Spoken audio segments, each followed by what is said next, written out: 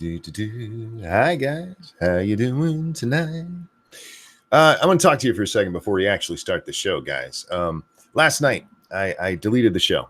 I deleted last night's show. There's nothing that was said wrong. Nothing showed up on the screen that shouldn't.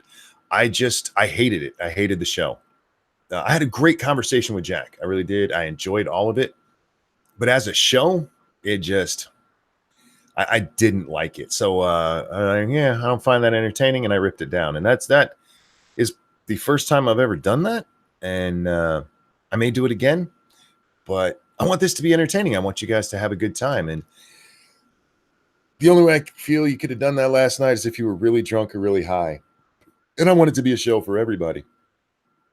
I also talked last night about how this may be going away.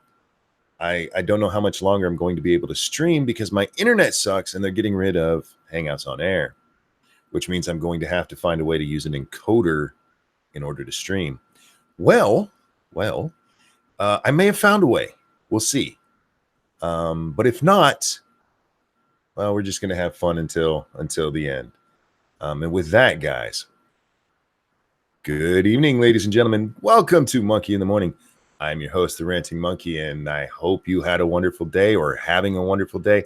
I hope this Monday that's coming up doesn't kick you right in the nuts. And if it does, punch it in the face. I mean, I was never one of those people who hated Mondays. I always hated Tuesdays. Mondays I could deal with, but Tuesday was always like the second Monday. And especially when I worked at fucking Walmart, man. And it wasn't necessarily Tuesday. It was the second day of my work week, whatever it happened to be. And man, I don't know what it was about those days. All of my shit that would happen at work happened on Tuesday. So there were no Tuesdays in my calendar. There was Monday, and then there was second Monday. So I hope you have a great Monday and you don't end up with a second Monday like I always did. I want to talk to you guys tonight. I'm a little bit early. I'm tired. I was going to go to sleep, actually, but after our game stream, I was sitting here, and on YouTube, I noticed a Ron White video popped up. I haven't seen Ron White in probably 6 months. I love Ron White. I watch him a lot, but I hadn't seen a video in my feed anywhere. And it was to an old show, one of his old bits. Like, fuck it, let's go back and watch that again. I watched it, and it was great. But off to the side, there was Ron White on Joe Rogan. I'd never seen it. I'd never seen the show when it first came out. I was like, sweet. And I sat here and I watched about an hour and a half of that. And I was like, I should go to bed. And then I looked at the time, like, I should do a show. So yeah, I've been watching some Ron White, and it's funny watching Joe Rogan when he has comedians on, because it usually starts out as a very good conversation, and then they get drunk and high, and it just goes all over the fucking place.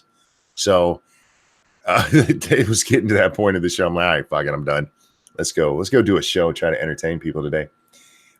I love comedians. I've talked about this many times. I'm a huge fan of comedy. It's one of the reasons that I get so pissed off with the social justice warriors and the politically correct police trying to change it and limit what they can say, and their fucking pearl clutching bullshit. Leave it alone. It's good for people. It's good for people. It got me out of a very bad time. It's got me through a very bad time in my life. And it's always been there for me when I need just that something to help me get past something. I just need to laugh once in a while. Johnny Hellcat, thank you so much. I've been doing some research and found Hangouts Meet. I'm not sure if it's going with regular Hangouts, but it could be an option for you. Johnny, I looked up the Meets thing, Google Meet, and from the look of it, is just a way for Google to start charging people to use Hangouts. And it's not in the same vein as Hangouts on Air. It'll still work like regular Hangouts did, which is just video conferencing. But it goes through the G Suite now, and you can have some free usage of it. But they don't have, from what I can see, they don't have a way to broadcast it like this does. So even with that, I would have to go through an encoder somehow. So we'll see what happens. If I do end up having to go through an encoder, I will probably use Discord because fuck Google. I mean, how many more ways can you fuck your creators, you dick bags? What are you doing? What are you doing? I mean, we read this story just the other day of Tim Pool getting a video app just absolutely pulled off of his channel for reading a goddamn news story, a fucking news story. And they're like, this is a privacy violation. It's public fucking information. It's in the goddamn news. How the fuck do you claim a privacy violation for something that's in newspapers? Anyway, so yeah, Google's fucking it. But I did some testing today, guys, and I think if I could get just a little tiny bit better internet, I could make it work. So I'm going to call the satellite company. There's two of them in my area. Both of them offer the same upload speed that I currently have, well, that I currently pay for. But if either one of them could just double what I'm actually getting right now, I think I could make it work. I think I could. So I will call them tomorrow, find out, and we'll see. But like I said, until then, we're going to ride this motherfucker till the wheels fall off. The first time I ever heard that phrase was from a comedian. I heard it from Martin Lawrence during one of his stand-up specials. I can't remember the special. It was a good one back when he did good stand-up. And it hit me. That was something. I was very young at the time and impressionable, and it was something that struck me. Just ride it till the wheels fall off. Nico, thank you. Hi, Monkey. Did you see Jordan Peterson's new social media site, ThinkSpot? And if you did, what's your opinion on it? Some of the language seems sketchy. It seems like they're trying to have a nice open platform. What I mean by that is a kind open platform. And I don't think that's possible. You can't have both open and always nice. Random says, Martin Lawrence used to be good. I disbelieve. No, Martin was great, man. He was really funny. Not all of his stuff. I mean, there are very few comedians that all of their stuff was great. But no, he did one. I want to say it was for HBO. It's like an hour and a half. And yeah, it was fucking amazing. And he repeated this phrase over and over, ride it till the wheels fall off. And for those of you who don't understand, it's the idea that, one day it's all going to end. One day it's all going to collapse, no matter what it is, whether you're talking about life itself or this period of your life. Everything eventually ends. And so until it does, hit the gas, man. Just go for it. Just go for it and enjoy. Miles, thank you so much. Hey, Monkey, I love comedy, but the left-wing anti-Trump routines have become insufferable. I cannot watch anything mainstream. Comedians have become cowardly in this age. Cowardly and partisan to a fault. We've always had partisan, what's the word I'm looking for? Political comedians. And you've always had comedians who will take a shot at a president or at this side or that side and then move on. But we have now, it's basically Jon Stewart's fault. And it's not really his fault. Terry Demonis, thank you. Money for new wheels when these ones fall off. I appreciate it, sir. But these ones today, because of Jon Stewart got so much attention. Do you guys know how many people actually got their news from Jon fucking Stewart on The Daily Show? A fucking comedy show. That's where they were getting their news from. And because of their success, a whole bunch of people got their own shows. Samantha Bee and Colbert and the Oliver. All these people, they got their own because they worked with him. Yeah, one, they're not as funny as he was, obviously. Nico, thank you. Weird week. Bill Cosby got verified on Twitter. I didn't know Bill Cosby was on Twitter. I thought he was in prison. I know OJ came back. It wouldn't surprise me. Twitter verifying Bill Cosby. I forgot what I was talking about. Yeah. So all of these people used to work on The Daily Show.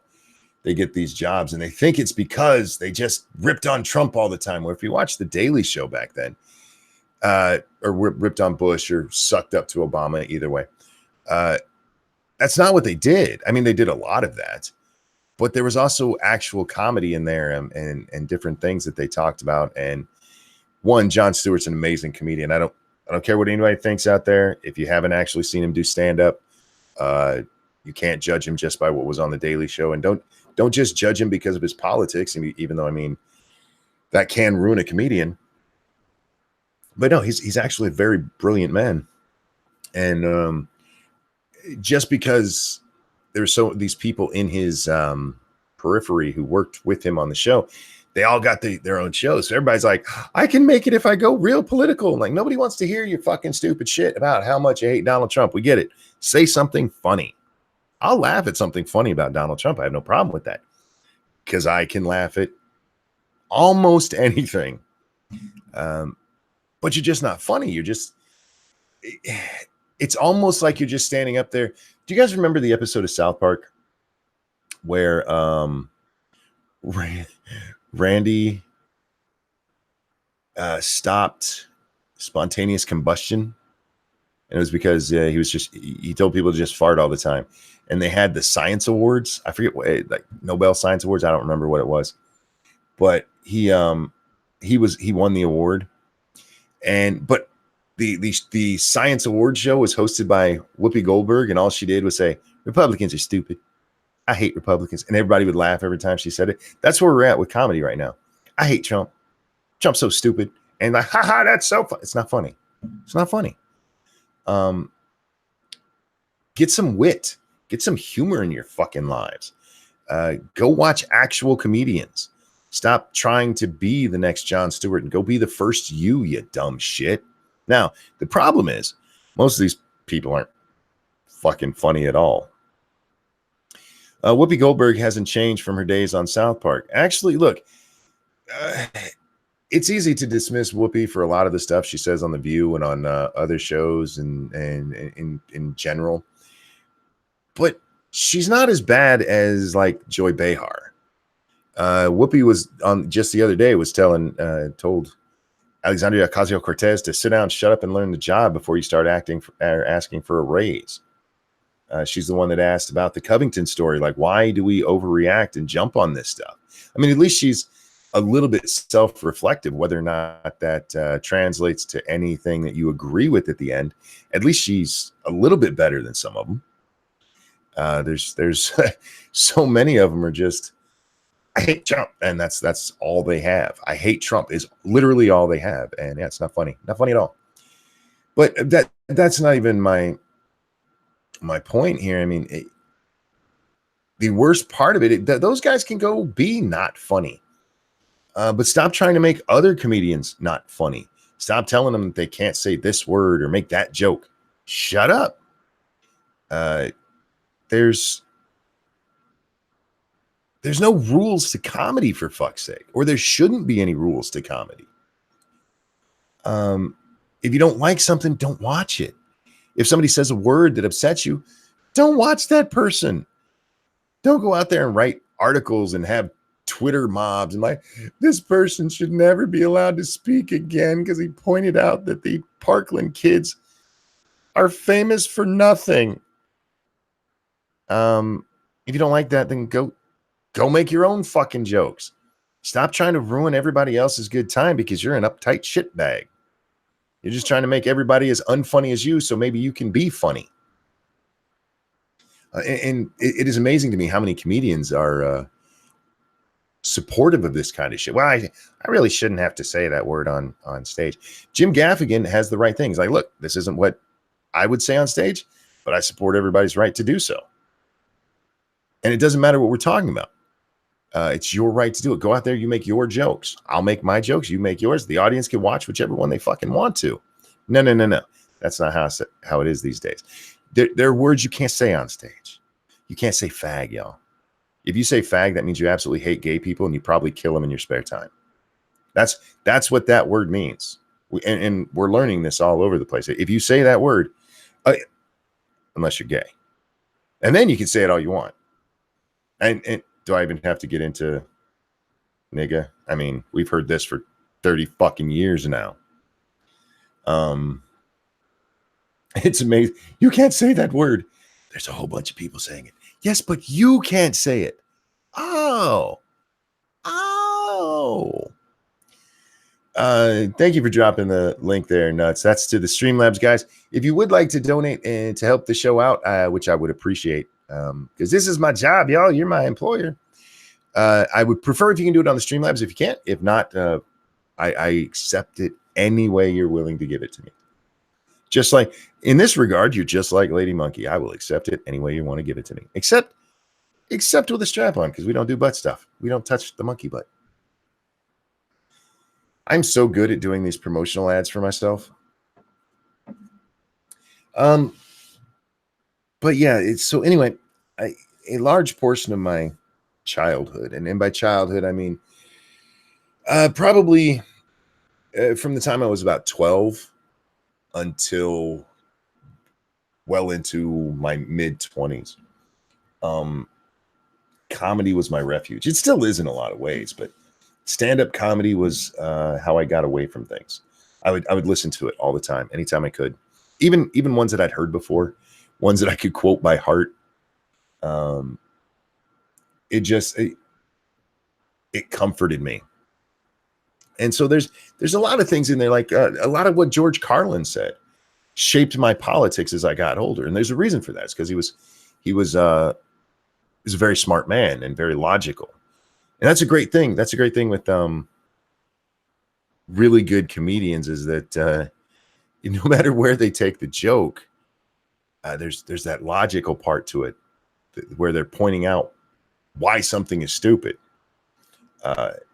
For instance, George Carlin, one of the ones that most affected me from him was the people changing words and thinking that that'll change a condition. You know, calling them handy capable will mean that they can like actually stand up from their fucking wheelchair or something. Not how word works. And I heard this as political correctness was really getting up and really starting, and it really cemented my view on it. And I'm willing to listen to other points of view on that, but I've yet to hear anything even close to explaining how changing words matters worth a fuck, other than to make people feel better. Thank you, Tall Person. Hoy, I'm feeling better, still a little off, but better than I was. Keep up the good work, Monkey. Thank you so much, Tall Person. I'm glad to hear you're feeling better. He left a donation before the show yesterday saying he wasn't going to watch, and he didn't feel good, and he'd watch it later. I'm sorry it wasn't there when you went to watch it, but I appreciate the donations, and I really, really am glad you're feeling better. But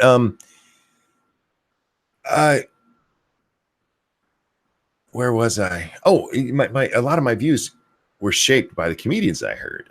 Bill Maher, believe it or not.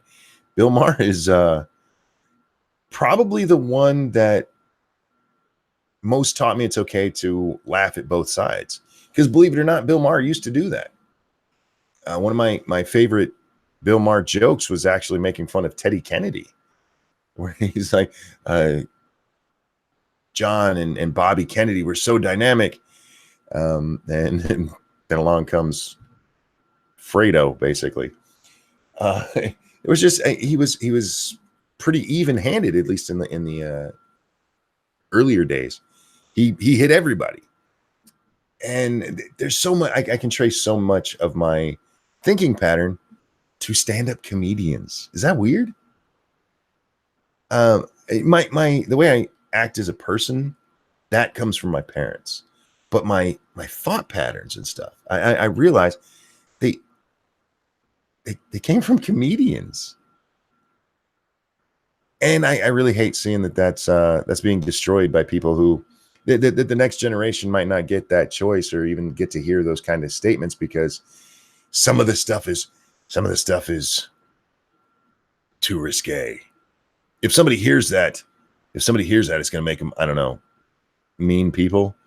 If a comedian says fag on stage, that's going to make them, it's going to make the whole audience anti-gay, and gay marriage will immediately be revoked, and we'll turn into Saudi Arabia and just start chucking them off buildings or something. I don't know. That I don't know what happens. I don't know what happens when a comedian says something you're not supposed to say, other than a whole bunch of assholes get their panties in a fucking wad.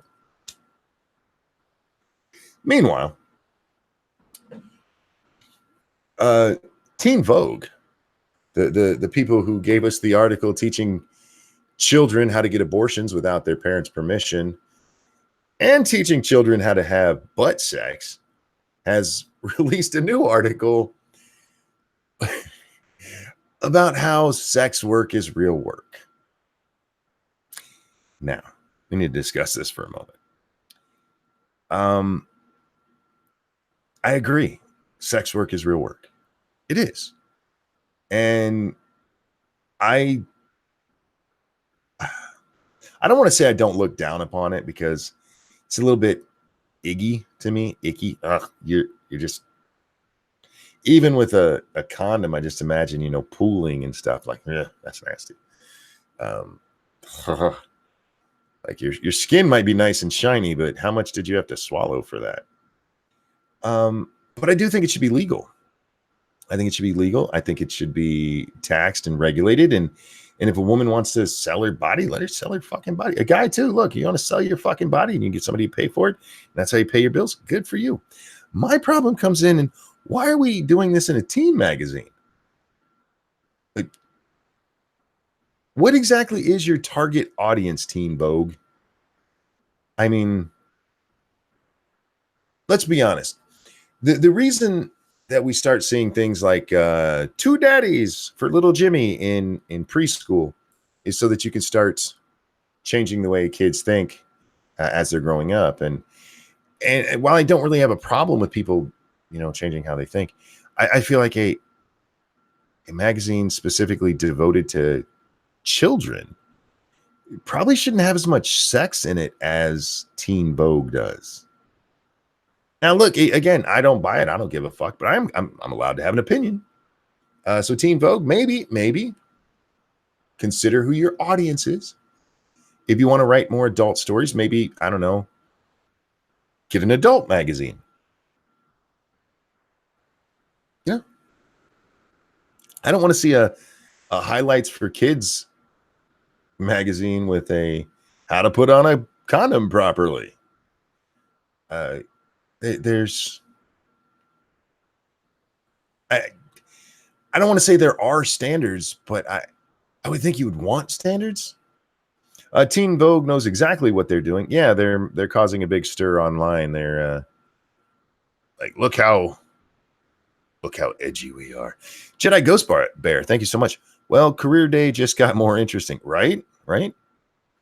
There's nothing wrong with teens having conversations like that. They're going to come up, especially if they're on the internet at all. But pushing them towards it, that's the part that I'm having a little bit of a why are you telling kids that it's okay to sell your pussy? Oh, well, I was going to go to college, but it just feels like Teen Vogue has gotten very, very weird in the last year and a half or so, since it's ever since the whole butt sex article came out. Hey kids, you want to know how to butt fuck? Read this. By the way, it wasn't even a very good article. Kids who try that, they're going to hurt themselves. They should probably go to a better source. Or skip butt sex if you don't want to do it. Look, it's not my butt. I'm a fan. But you don't have, there's actually a hole that's made for that. And several ways to keep that one from getting impregnated, including just, being a little more picky. Anyhow, look who owns Vogue. I don't even know who owns Vogue. I don't pay a lot of attention to that stuff. I know a lot of people do, like this is owned by News Corp and this is owned by New York Times. And I have no idea. But it just seems weird to me that's where they're doing the push, and it seems a little. I hesitate to use this word because it sounds conspiratorial, but I feel like they're trying to indoctrinate children into being more sexual. They're they're trying to make kids more sexual. I don't know if that's true, but that's how it feels. That's how it feels. Terry, thank you so much.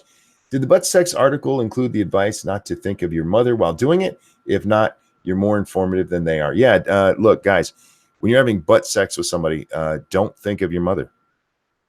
Anytime you're having sex, touching yourself, touching someone else, don't think of your mother unless you're with your mother, and then just don't do it because that's just wrong. Random says they are monkey. Don't hem around the bush. Pun intended. I always leave open the possibility that they're just fucking retarded, that they're just that fucking stupid. So I see what you're saying, Random, and you're probably right. That's probably what it is, but it's also entirely possible that they're just that fucking stupid because, believe it or not, guys, there are a ton of fucking stupid people on our planet. A lot of them, man. Hell, you're listening to one right now. I get what you're saying, and there's a lot of times this happens where something looks like it could be, like you could connect A, B, and C, and it looks like somebody's pushing an agenda or somebody's working behind the scenes to make things happen, that kind of stuff. But there's also the possibility that they're just that fucking stupid. So that's why I hem and haw. It's not that I have a problem with what I'm saying. I just have a lot more experience with people being stupid than them actually being smart enough to pull something like that off. So more than 50% are morons or dumber. Yeah. Again, George Carlin, he's like, imagine or realize that 50% of there's the 50% line, and half of Americans are dumber than that. Yeah, so as Carlin said, think how dumb. There you go. Yeah, the average person is, and realize half the population is even dumber. Yeah, if you guys have never watched Carlin, for you younger ones out there, go watch George Carlin stuff. Just watch all of it. No, you don't have to watch Thomas the Tank Engine or whatever show he was on. I watch Bill and Ted's Excellent Adventure, Skip Bogus Journey, and all of his stand-up. Even go back to the 60s, man, and back to his hippy-dippy weatherman days. That shit was funny. One of my favorite bits from Carlin was he was doing his little news thing, and he goes, scientists have reported they found the cause of stomach cancer. It's saliva. But don't worry, it'll only cause cancer if you swallow very little bits over a long period of time.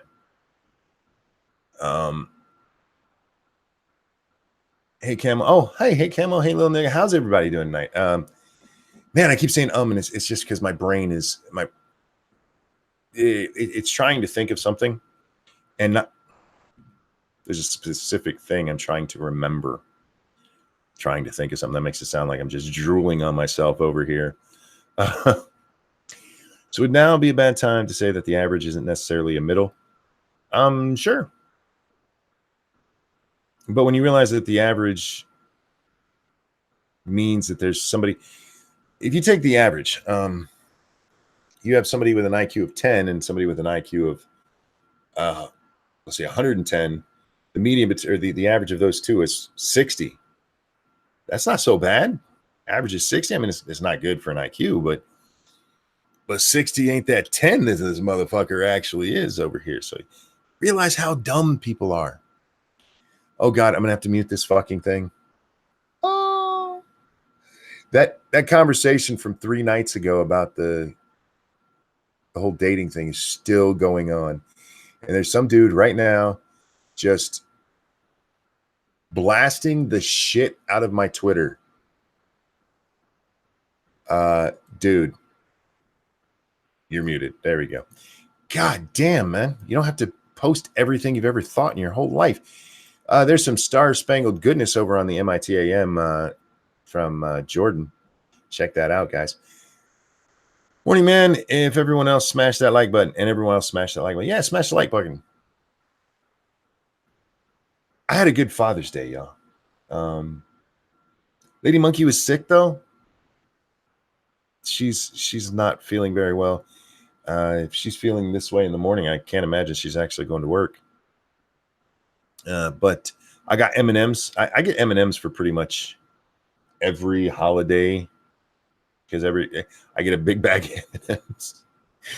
I got those Funko Pop things. Is that what they're called? I can never remember the exact thing.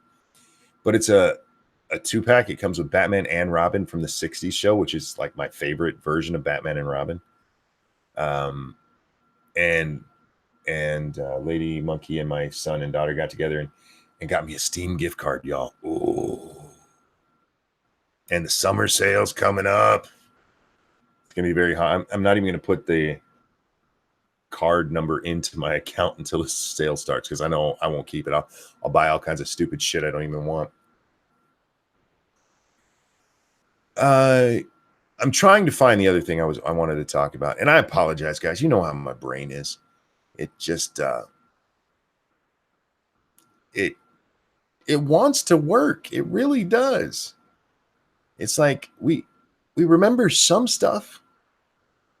And yeah, Faithless. It's still the one from the Lauren Chen argument that is still going on. Every so often, somebody will come across it, and they will just respond to every fucking tweet. You don't have to do that. Read through it and then respond where appropriate. For the love of God.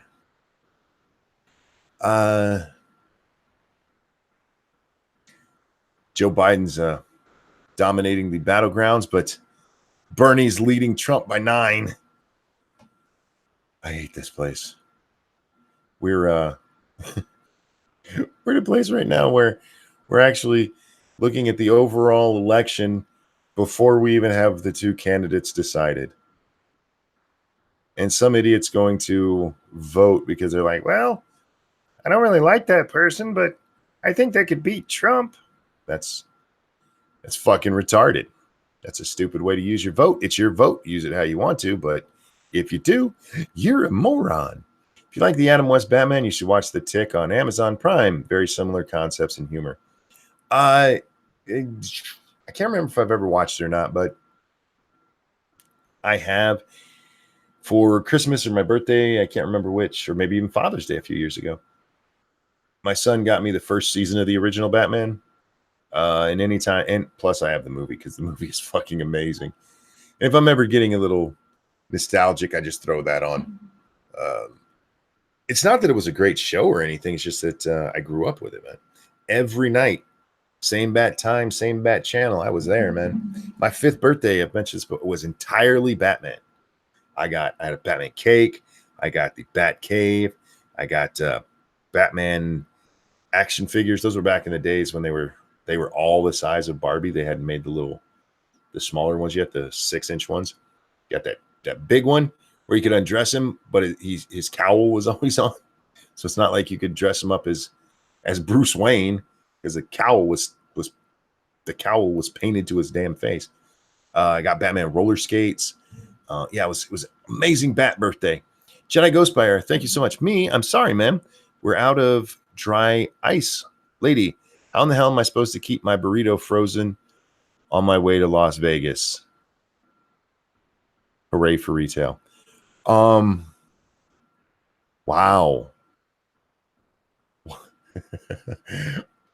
Is that true? Is that a real I worked retail, so I'm not surprised. I once had somebody, I was working in HBA and I was doing price changes on God, what was that section? I think that was at the time it was our travel section where you get all like the little travel shampoos and stuff. And this guy comes up and he's like, excuse me, very rude. Excuse me. I'm like, yes, sir. Where are the Q-tips? Okay, this guy is standing in front of me, looking at me. The Q-tips lined everything behind me. It was a whole 8-foot tall, 4-foot section that I was standing in front of.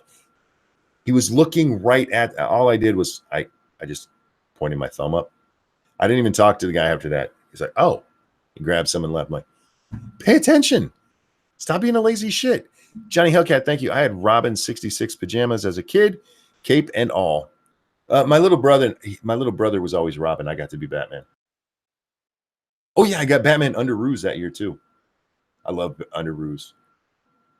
I had Batman and Spider-Man underoos.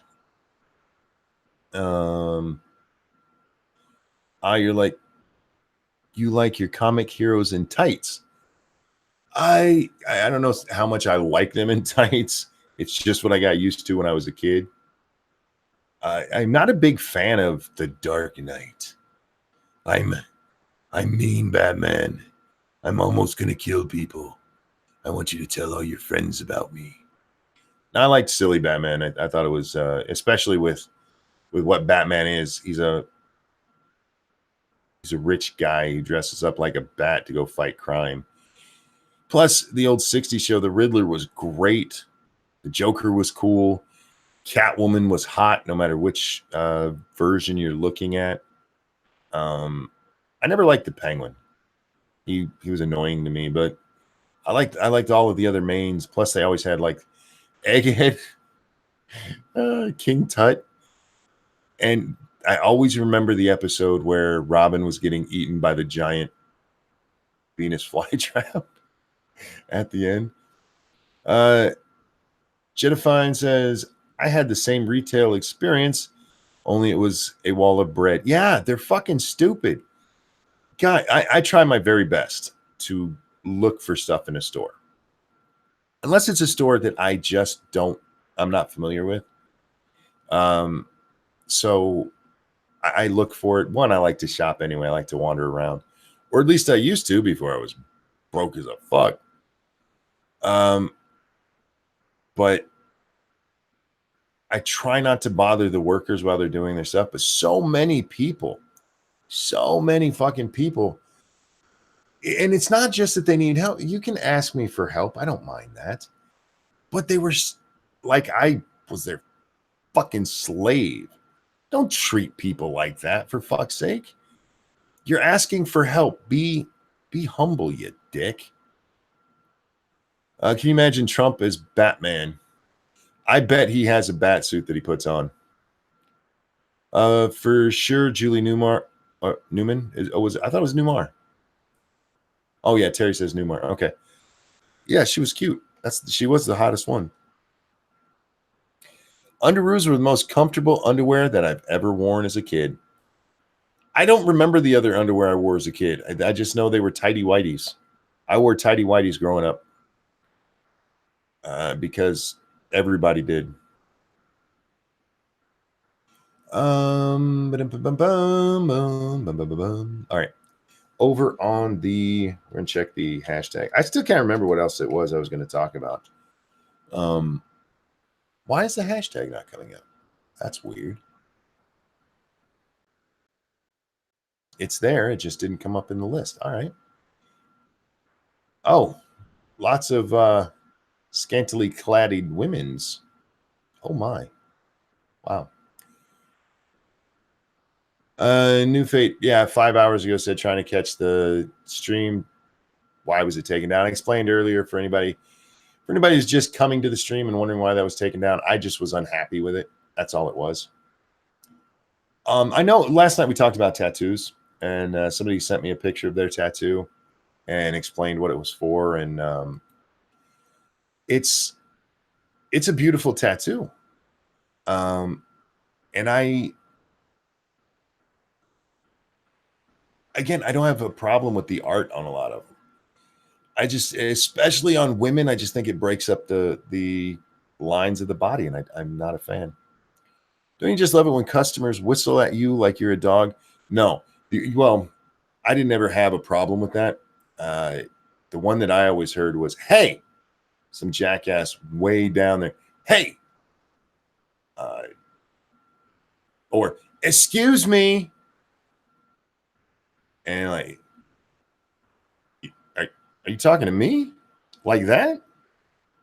Let me see how slow I can come down here and help you out. I liked helping customers. I did. I was fun. I was engaged with them and chatted. And if they did have trouble finding something, I'd go help them. I'd walk them right to it like we were supposed to do and chat along the way. But the ones who are rude, don't be rude. That's why I think everybody should be forced to work retail or service for at least a year, just to get the training, just to see what it's like to have people treat you like shit. So that maybe you won't act like an asshole to everyone else. Ramen says, what stream? I'm not sure what that question is referring to. Maybe Trump is secretly Batman with the Trump cave. If I had Trump's money, I would have a Trump cave. I wouldn't have bats in there because I hate bats. You guys ever seen a bat? It's a flying fucking rat. They're ugly and they squeak like hell. I only help them if they touch the tip. I had several customers touch me, trying to help me. I had two ladies lay hands on me because before this whole thing happened, before I hurt my neck and everything, I had hurt my neck previously, and it's always caused problems in my left arm.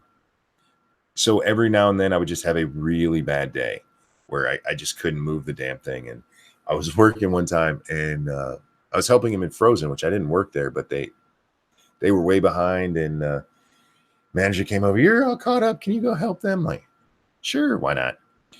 And this lady came by and she saw how I was standing. She goes, "Are you in pain?" Like, yeah, but I'm fine. It'll pass. She goes, "Would you mind if I laid hands on you?" And I know a lot of people that'd be like, "That's weird. Please don't touch me," that kind of thing. But for me, I was like, you know what? It can't hurt. And this will make her feel better about her day. Yeah, go ahead. And so she very kindly put her hands on my shoulder and prayed for a second silently to herself. And then I hope that feels better for you and have a wonderful day, and walked off. And you know what? My shoulder didn't feel any better, but I did. I had a much better day. Jack, how you doing, man? Good. How you doing? I'm pretty good. I'm sorry that lady wasn't a higher level paladin. It might I have know. given you some more hit points back. It would have been nice. But see things like that, gestures. Like there was this guy who used to come around. He was old guy, and he was always in one of our rascals, the little driving carts guys. And Random says it can't hurt, says the person who's now crippled. I don't blame her for that. I mean, there was a sufficient time between there that I don't think it was her. Little nigga says you probably would have felt better if you were black. By the way, yeah, she was a black lady.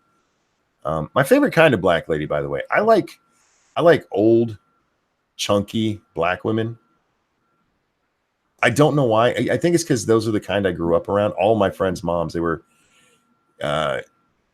just a little bit on the heavy side. I think there was only one of my friends who had a MILF kind of mom.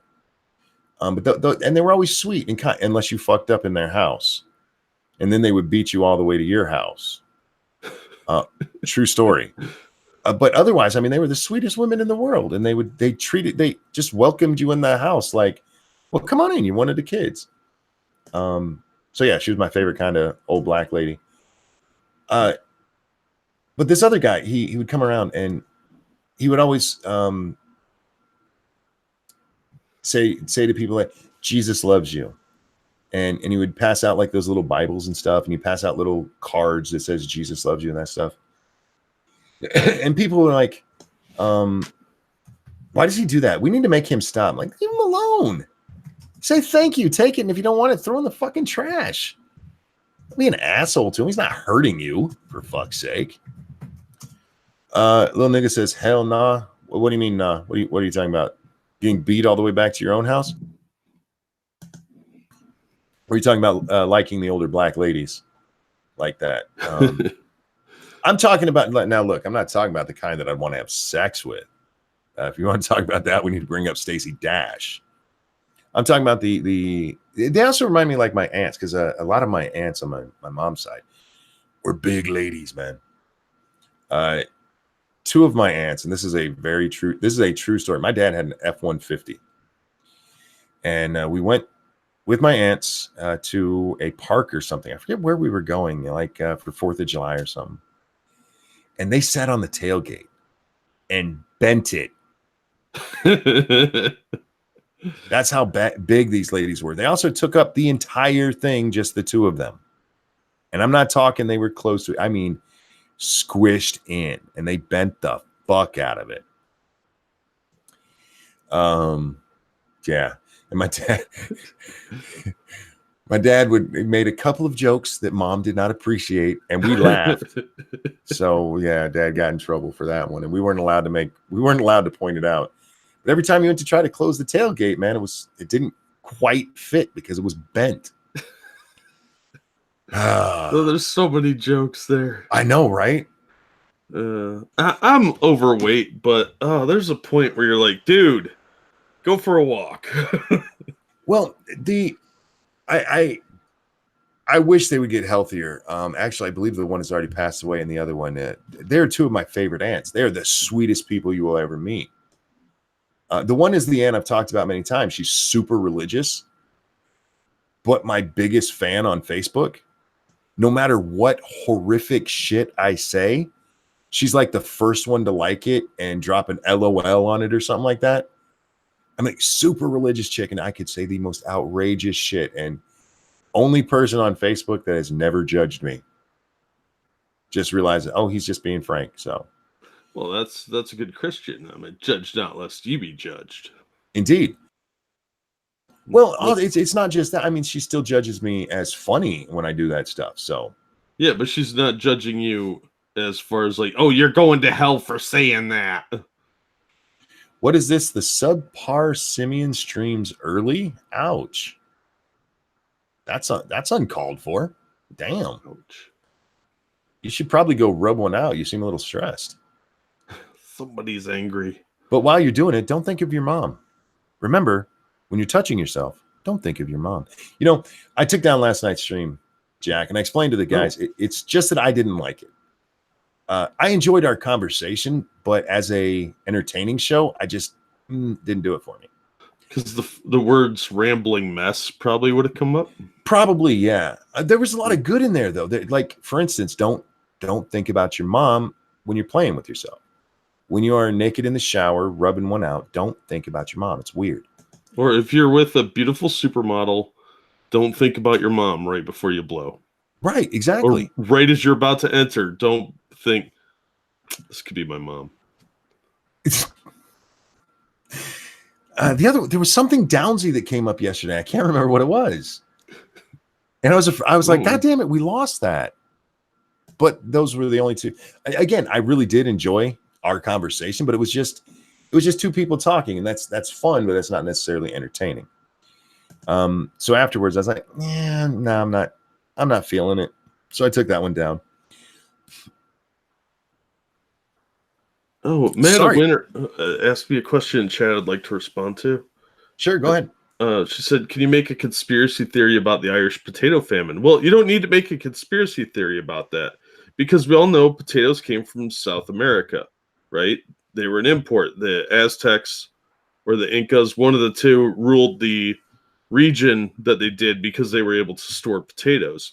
And what did these people worship was a giant serpent, which is, of course, a reptile. And the Irish were Catholic mostly, some Protestant, and they don't worship giant reptiles. So the reptilians clearly caused the potato famine. There you go. You don't need to start a conspiracy theory about it. It's already obvious what happened. Bubba Hotep reminds me it was Downsy Zero. Yes. Oh, the patient zero of Downsies, yes. The patient zero of Downsies. Oops. Maybe it's a good thing that one went away. And see, that's how much I was actually bothered by that. I'm bringing it back up. Yeah, for those of you who missed that, I have a theory that originally there was just one Downsy, and somebody was like, I'm going to fuck that. And then they made other Downsies and spread the gene all around because they just couldn't keep their wiener to themselves or their vagina to themselves. I still think it was probably a dude that was the first Downsy. You realize there had to be a first Downsy. I figured it'd be a woman, because then some dude was like all drunk and disorderly and ready for some sex, and the only person around was this Downsy that was like, "You can put it in me," and then that's how she kept having babies, and those babies went on to spread the gene. Maybe. I just feel like I don't know. The Downsy dude could spread the gene further.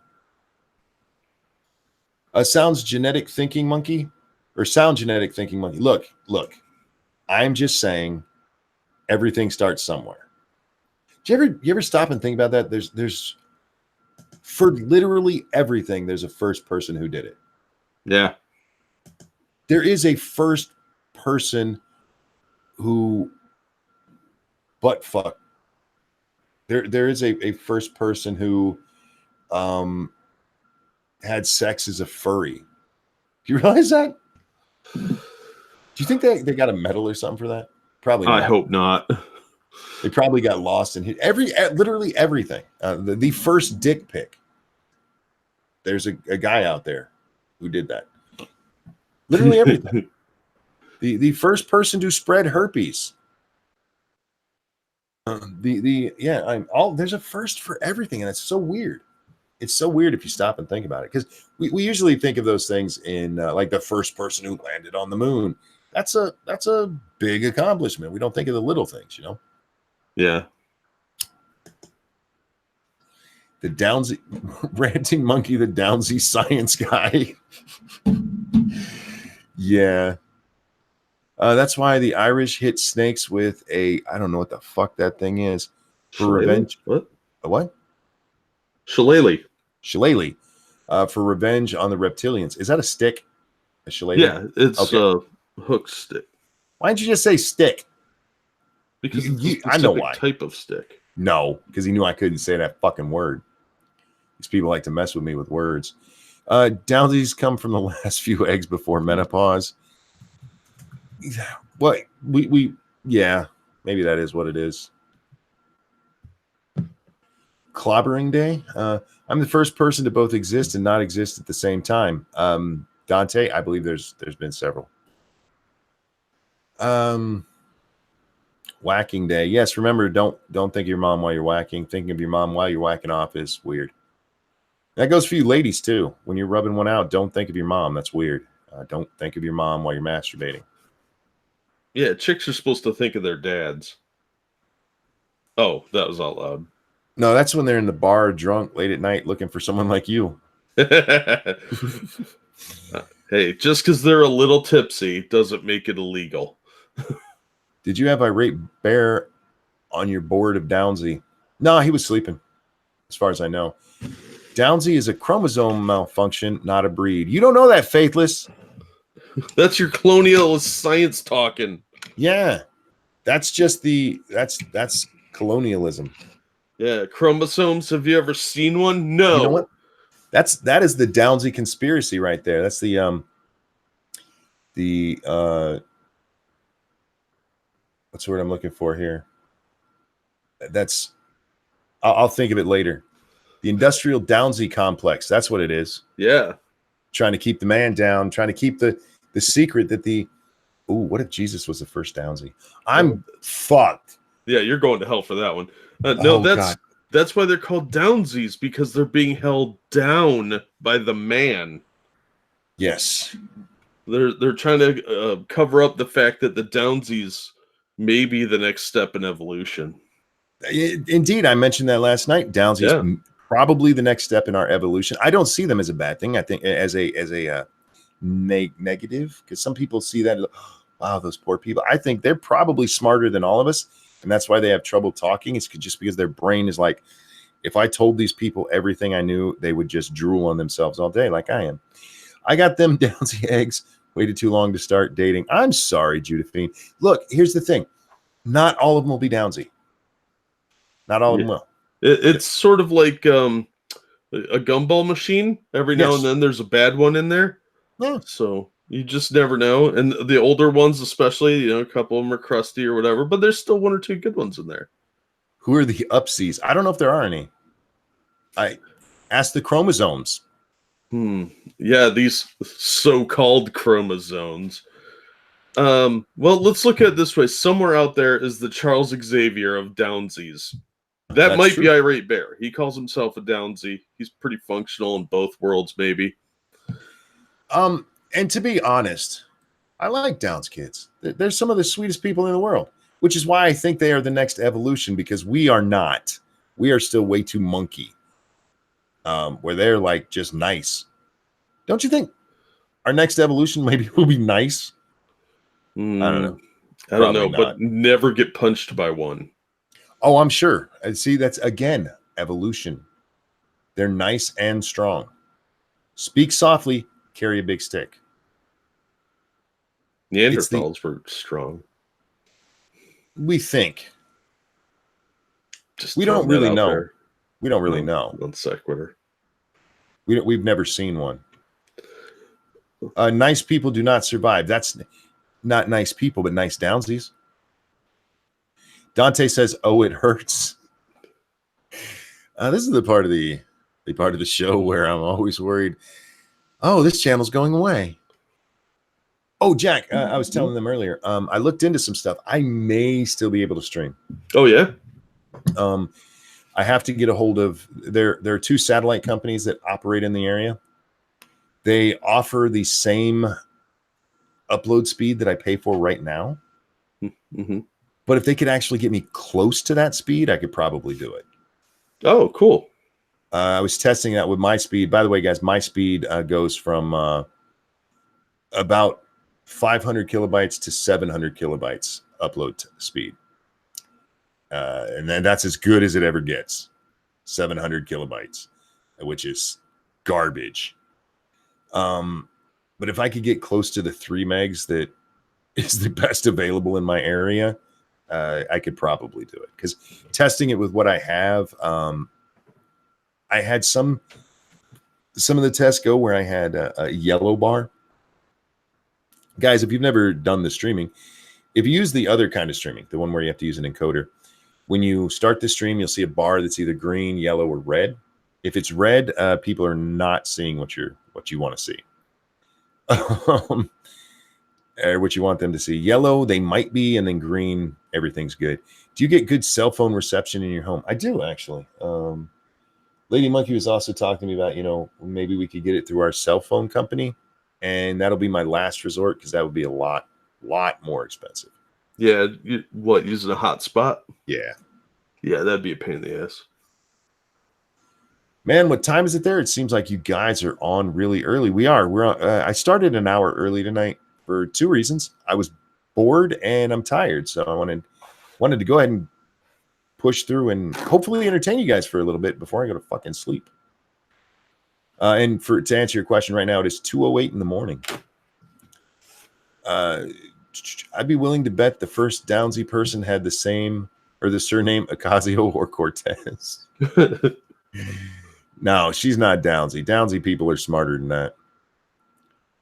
The universe is telling you to move, monkey. Then the universe needs to give me a bunch of money. Where could they give you money? At my Streamlabs link. Jack, that was awesome, man. I'm here to help. I don't do much. That was a nice segue. No, stop it. You know what? I was telling these guys before you got on. One of the things I did right before I got on here is I was watching a lot of Ron White. I watched one of his stand-up routines, and I saw that he'd been on Joe Rogan 2 years ago now, 2.5 years ago. And I'd never seen it, so I went and watched it. And there was one part where Joe is trying to convince Ron that he could do a daily show, or well, not a daily show necessarily, but a show like Joe's show. Mm-hmm. And Ron's like, "No, you've been directing this whole thing." And he's like, "Dude, you've told like 10 stories since you've been here that are funny as hell that have made the show go on. It's been all you." That's what I would think when you're like, "I don't do anything right." You make this funny. I just sit here and say weird things until you say something funny. I'm situationally funny. Michael, thank you. Or not, I'm sorry, not thank you. He said, well, I do want to say thank you. He said, hope you had a great Father's Day. Thank you. I really did. My son, my youngest son, he sent me a text this morning. He goes, I work till 4, but I can come over to the house. I'm going to come over to the house after that. I'm like, don't do that. He lives an hour away. I'm like, so you'll come here, you'll get here 5:30, after he gets home, showers, comes over. So you'll have to leave by 7 to make another. Like, don't do that. I said, if you want, and he said, well, I could probably come home next week. And I said, do that. Your sister's going to be up. Then we'll have the whole family here. Oh, we're getting the spammers. What? These guys showed up on Beauty and the Beta. They're spamming the chat. I'd recommend just hiding them because timing them out didn't seem to do much. Well, shit. If you're gonna spam, at least hit the like button, dicks. I don't mind. I mean, come on in. Let me ask you this: when you guys touch yourselves, do you think of your moms? You probably do. It's probably why you spam. Well, if I could, I'd donate some of my 40 megabyte up speed. Oh, I appreciate it, atheist.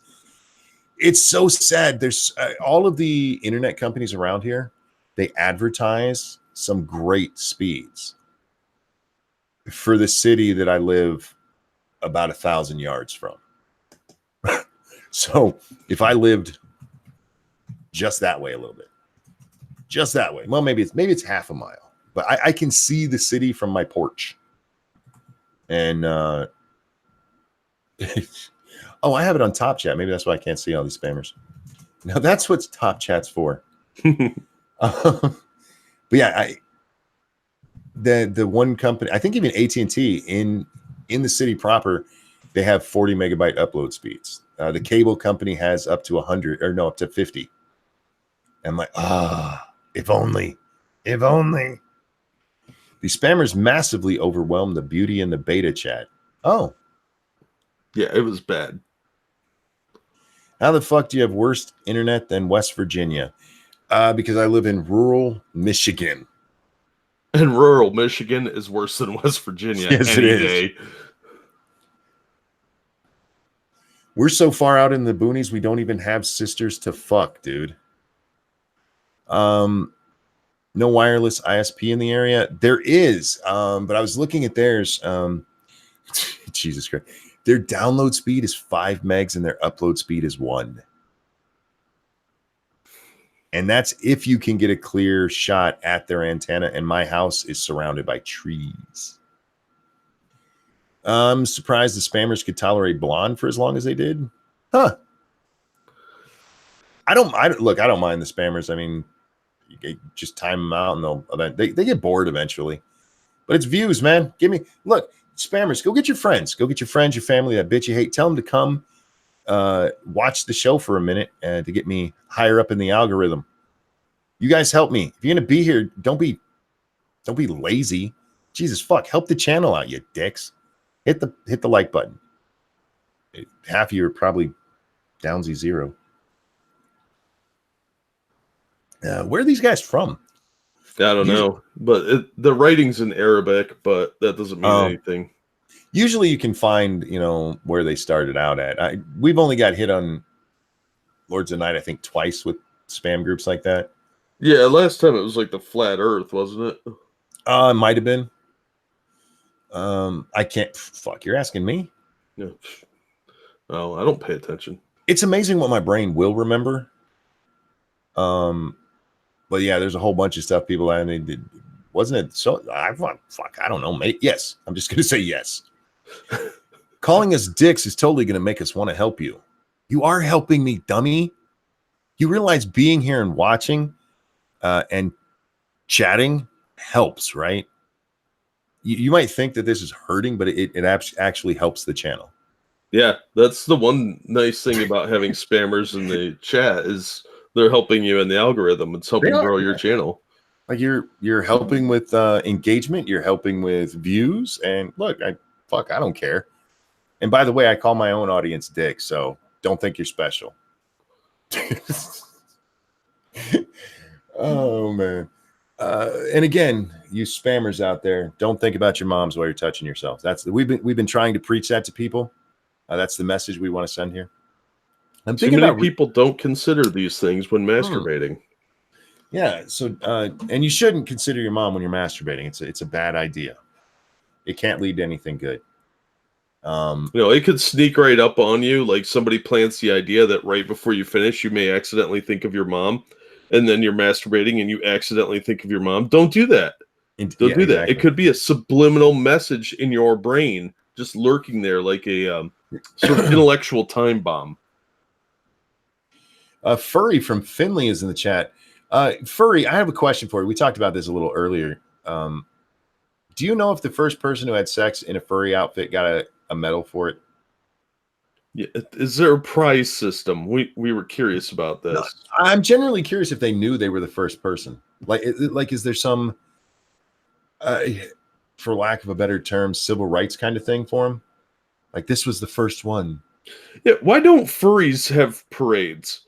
Because at least then that's no sex obviously, but like stage a parade. I understand Yeah. those things are hot, but at least that you could take the kids to more than a bunch of dudes with their wieners out. Well, I did see one thing once that because look, furries get a lot of shit, and I understand that. I understand why. Some of them are fucking weird. Not all. Well, most of us probably think the whole idea of furries kind of weird, but look, everybody's fucking weird. But I saw there were these kids, and for some reason they were supposed to go to an amusement park or something, and they couldn't go. So their trip was going to be ruined. But there was a furry convention at the hotel they happened to be staying at. Oh.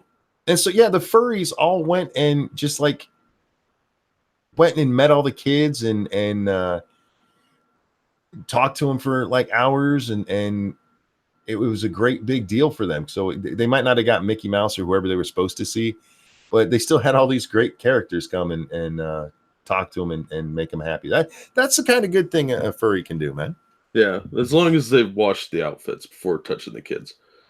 People are saying that they do have parades. I did not know that. Really?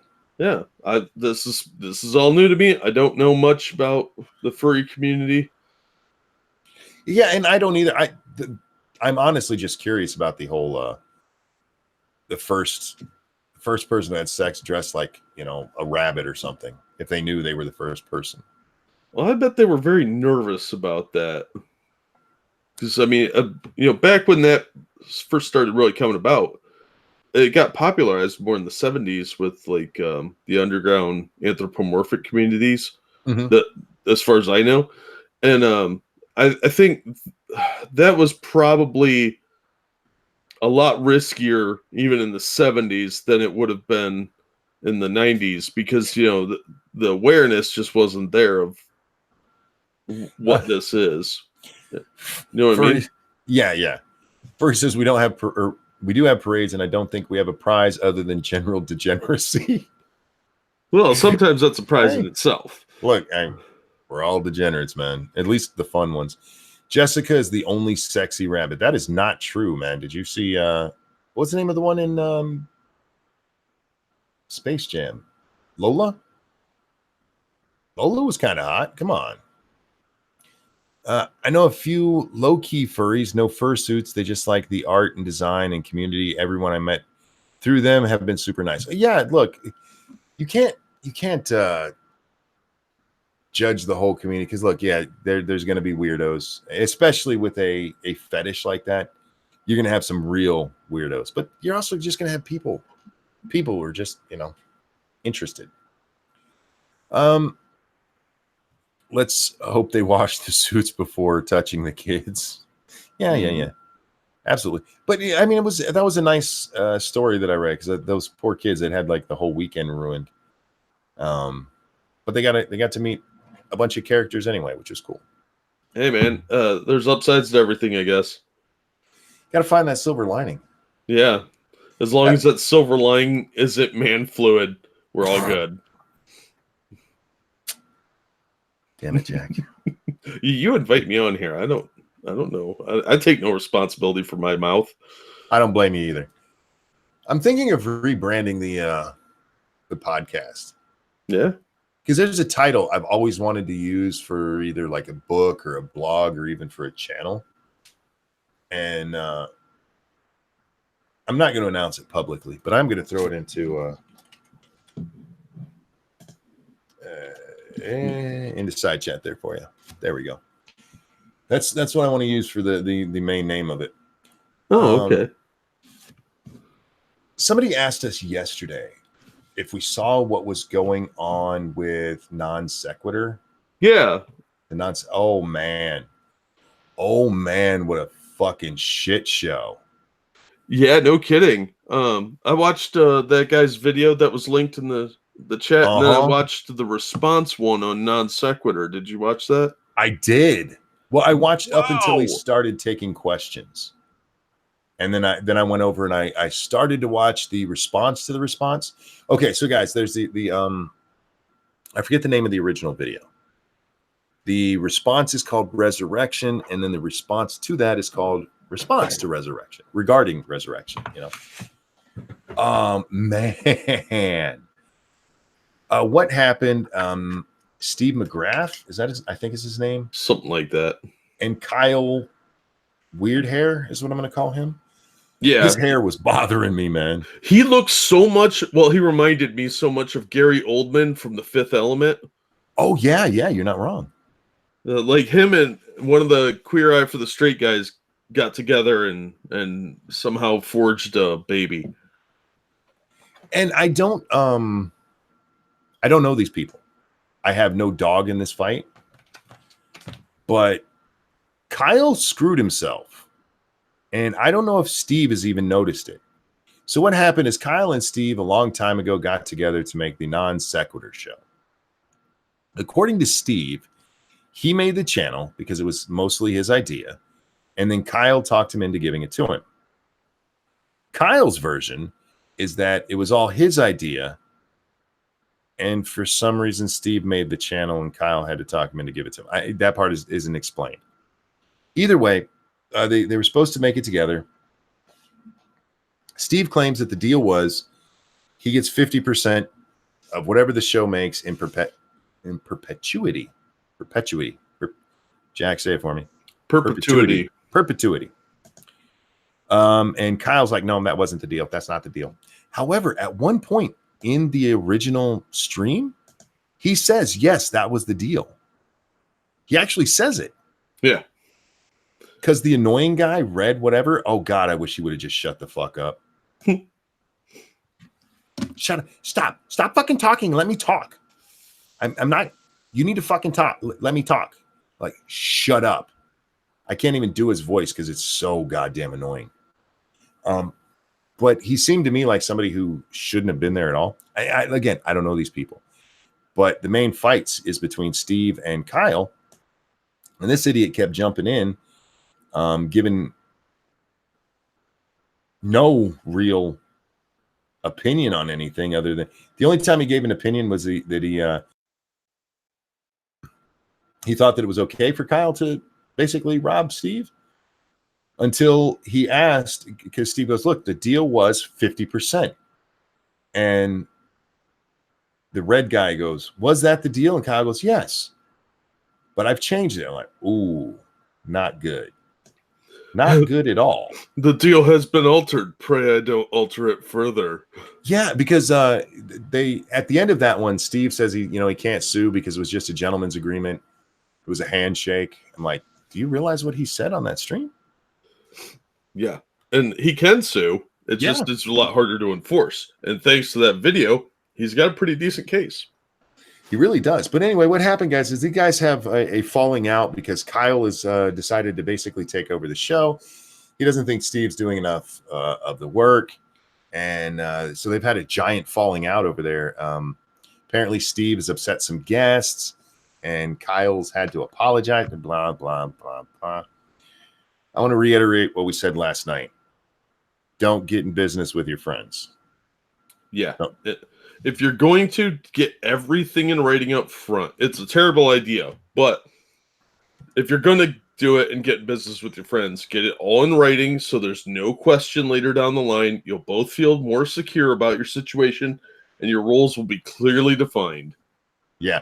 As somebody said in chat last night, even if you get in business with your mom, get a contract.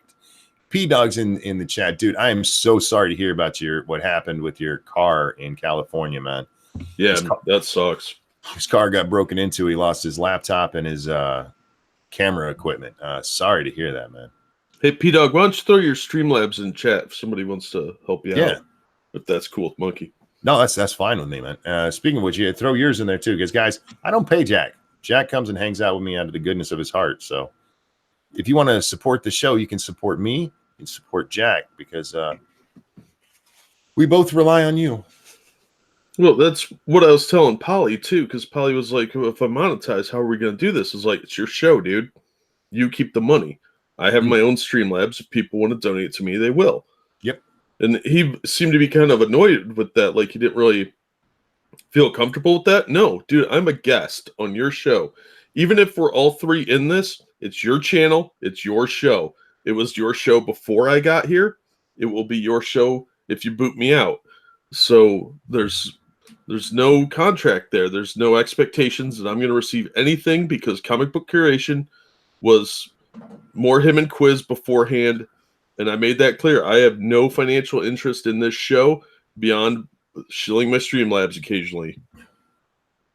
But when we did Lords of the Night, the whole monetization thing came up in the middle. We had already started this show, and it had been on my channel pretty much exclusively, and then SDA hit or was able to monetize, and she asked me, can we do the show on my channel? Absolutely. That way you can get, the Streamlabs over there, or the super chats over there, because super chat started while we'd already been doing it. And then Scribbles got to where he could get them, so we rotated it to him as well, because it's not my show. It actually, the show started with me and Scribe. We never sat down and made something. But there's a reason we stopped calling it the Monkey Show. It was called the Monkey Show when it was on my channel, just because it was on my channel. Yeah. But it was me and Scribe from day one, man. And it didn't feel right for one of us to get money off of it. But it also doesn't feel right for us to start a channel together and have to deal with the money of it, Scribe makes the money when it's on his channel. Satsu makes the money when it's on his channel. I make the money when it's on my channel. Yeah, exactly. It works out really well too. Mm-hmm. It seems to. And people have asked us before, why don't you guys just make it on one channel? You know what? It would probably help the show grow. But I'd much rather not have to deal with that kind of shit and keep the show even a little bit smaller. Yeah. Well, it's less hassle, less problems. Like when SDA left the show, it wasn't a big deal to transition Satsu in. Right. So it fixed that problem. There was no money issues then. It was a nice, smooth transition. Poppy says, I still call it the Monkey Show. Well, thank you for that. But no, it never was me. It's always been me and Scribe. There's a reason I use the tag with me as always. There are very few shows where me and Scribe are not both on it. Very few. And it's always because of like a family obligation. Otherwise, we're here Christmas, Easter, every fucking holiday until we started taking Sundays off. But even then, when the show's on, it's always been me and him. And if that's what these guys were doing, then that's how they should have done it. And they had a very successful show. You guys should go watch the non sequitur stuff if you enjoy the drama, because wow, this is how you take. Excuse me. This is how you take something wildly successful and burn it to the fucking ground. Yeah. Because they never made they never immortalized their agreement in writing. Yeah, exactly. And by not doing that, it left you open. And look, if you trust somebody, that's great. But man, you don't know somebody till you're in business. It's like with living with somebody. You don't know them until you've done it. Until you've been in business with somebody, you don't know. You really don't know them. Yeah. And until you've lived with somebody, you really don't know them. People change too. So sure. Maybe the money got to them or whatever, but you always want to have all your T's crossed, all your I's dotted, just in case. And it keeps everyone honest if you have the paperwork. Well, yeah, and that's part of it, man. It sounds, even from what the Kyle guy was saying, the one who basically stole the show from the other guy, Yeah. That even he admits, look, yeah, this is how it was supposed to be. And if you're admitting that, then you need to make it right. He even claimed that he was going to retroactive or pay him for the episodes that he was on Mm-hmm. later down the line, like forever. Yeah. Well, do you know how much work that's going to be to figure out how much the guy made from those episodes? You're going to be doing that a lot. You're going to need an accountant for that. They have a lot of videos up. Oh yeah, they do. And he's supposed to, the Steve guy is supposed to be on 4 nights a week. Yeah. Come on, Yeah. man. Steve is going to do 4 nights a week shows plus another show on Flat Earthers like once a week. Mm-hmm. That's 5 days of content that you get that you were supposed to get for effectively free. Yeah, So, and I would be, guys, look, I would love to have an audience like that, but I would never work with somebody who's done that to somebody. no way. Anybody And that gets in business with this guy and doesn't and that knows about this drama is a fool. yeah, because if you listen to what was actually said there, Steve's like, I've never seen the books. What? He's got no access to the Streamlabs. He's got no access to see what's coming in through Super Chat. He's got no access to the money to even see it. Yeah, he's probably been getting ripped off for a very long time. Yeah. And I wouldn't want screenshots. I would want scrolling video live. Absolutely. Because screenshots are easy to fix. Oh, man. Yeah, no. Yeah, Peter, I think you were the one who brought that up last night, man. Oh, yeah, I said, told you it was good drama. It is excellent drama, but holy fuck. It reminded me of what's been going on with the blood sports guys, man. They burn themselves down. Yeah. Well, you get money like that coming in. I mean, look at blood sports. Tonka bringing in a lot of money, and that money had to have got to him. He was bringing down thousands of dollars a month, and high thousands. We're talking 5 digits, man. Yeah. And egos are a bitch, man. Oh yeah. Fame and money change people, whether you like it or not. It's just the way it is. Kyle Peter says Kyle gave the books to a lawyer. The books are all digital space. They're all on. It's not like there's ledgers. This isn't Walmart where they print out, what we made. It's, I mean, I suppose they could print it out, but him giving it to a lawyer doesn't mean shit. He needs to give it to Steve. Yeah. I got Streamlabs here. Oh, go ahead. Thank you, Evolved Potato. Complete shot in the dark, but I think Polly knows a disturbingly lot about furries if he comes on asking about his fursona. I don't think Polly knows furries. Greg says, what is the name of this channel? If you're talking about this one, it's the Ranting Monkey. But if you're talking about the one that we're discussing, it's the Non Sequitur Show. Non Sequitur Show. I don't think the is in there. Just type in Non Sequitur. It should be the first thing that comes up because it's a pretty big channel. I mean, for only 37,000 subs, and I don't know what they've lost recently, but I mean, they have a shit ton of views for their streams. It's getting harder to trust anyone's signature on a contract, let alone trust their word. Yeah, it is. And that's why if you can avoid it, don't. If you can avoid getting into business like that, just don't. I'm watching this, and as you watch it, you can just see where the mistakes were made along the line. And mostly it comes down to Steve trusting Kyle.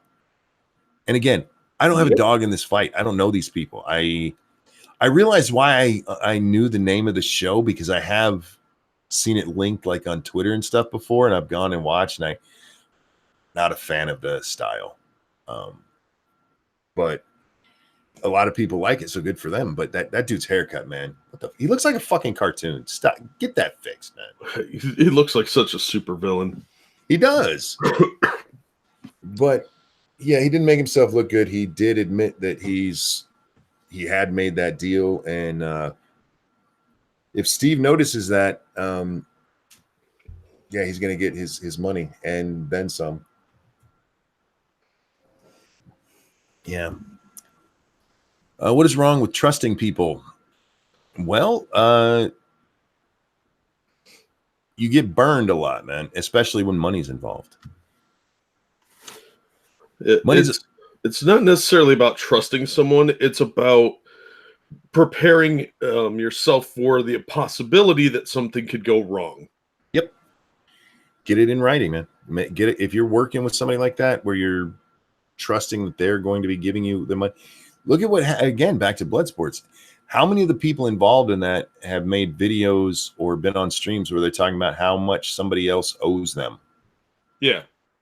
And they started out with the best of friends, best of Yep. intentions, and it devolved and fell apart very quickly once they got big and famous. And there's also the possibility that if somebody dies or decides they want to leave the show, you want it in writing what happens to their share of the money.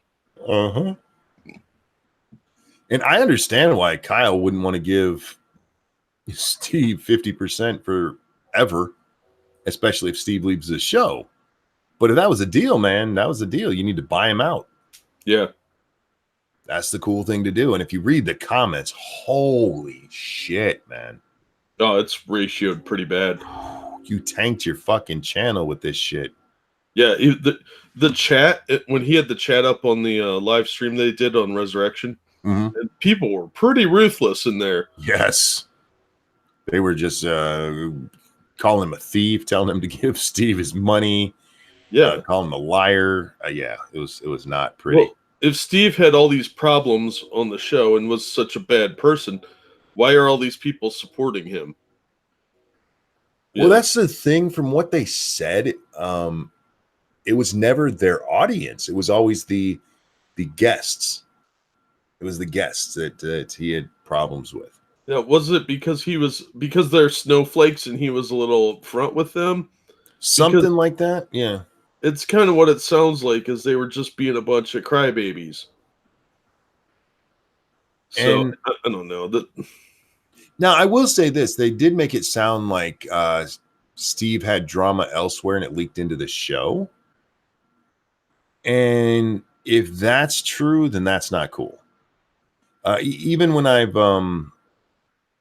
had my bouts of drama, I've done my best to keep it off of like Lords of the Night. We might talk about it briefly and then move on. It's not something we spend like a whole show talking about. And I don't encourage the people who come into chat and, get into big arguments with them. I leave it, over on my video where I did whatever I did, or on Twitter. You have to be careful doing that with it. If you do have a responsibility if you're on a show like that. And you can't always help it, because you shouldn't have to keep your mouth shut, but a responsibility to at least try to insulate the show. Yeah, that's just professionalism. Yeah. That's why there's no money when it comes to the minions. One, we want to stay friends, and two, there's like 30 of us. Well, yeah, I mentioned last night the minions are good. If I were doing this, if somebody was coming to me like, look, I want to set up a stream like you guys do, how would I do it? I would tell them either do it like we do on Lords of the Night, where we rotate. If you're going to do it, if you're going to monetize, do it that way. Otherwise, don't monetize, because those are the two choices. Those are the two. Otherwise, man, you're basically, one of you is going to be working for the other and trusting. And it is, I worked for a machine shop once, right? Mm-hmm. And there's a little old lady who was their secretary, and she had worked for them for 30 years. And how old was she? 65, 70, something like that. And we come in one day and they call us to a meeting. She's been fired and arrested for embezzlement. She was robbing them blind. This little old 70-year-old lady who had been with them for 30 fucking years. Yeah, don't trust people with your money, man. On the Resurrection show, the ratio right now is 388 up, 1.6K down. Yeah, he got ratio pretty hard on that one.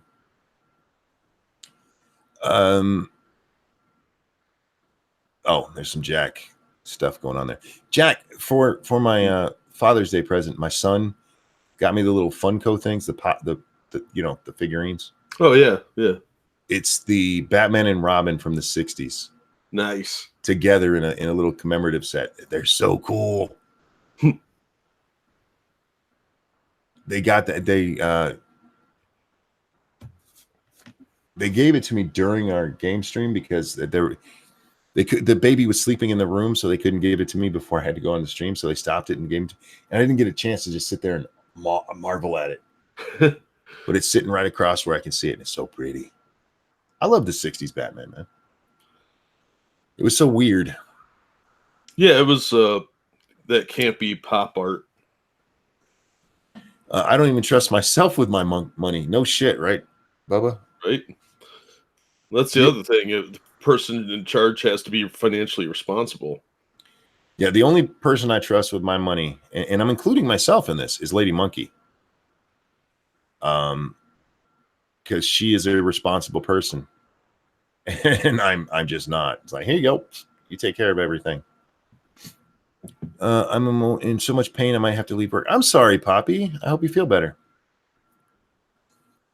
I gave a thumbs down. Fuck Kyle. Man, that is a dirty situation. It really is. Yeah, and he didn't do himself any favors with that Resurrection stream. He came off so smarmy because he used a lot of statements in there that really sound like he did just straight up steal it, and he's trying to convince himself he did. Yeah. Mm-hmm.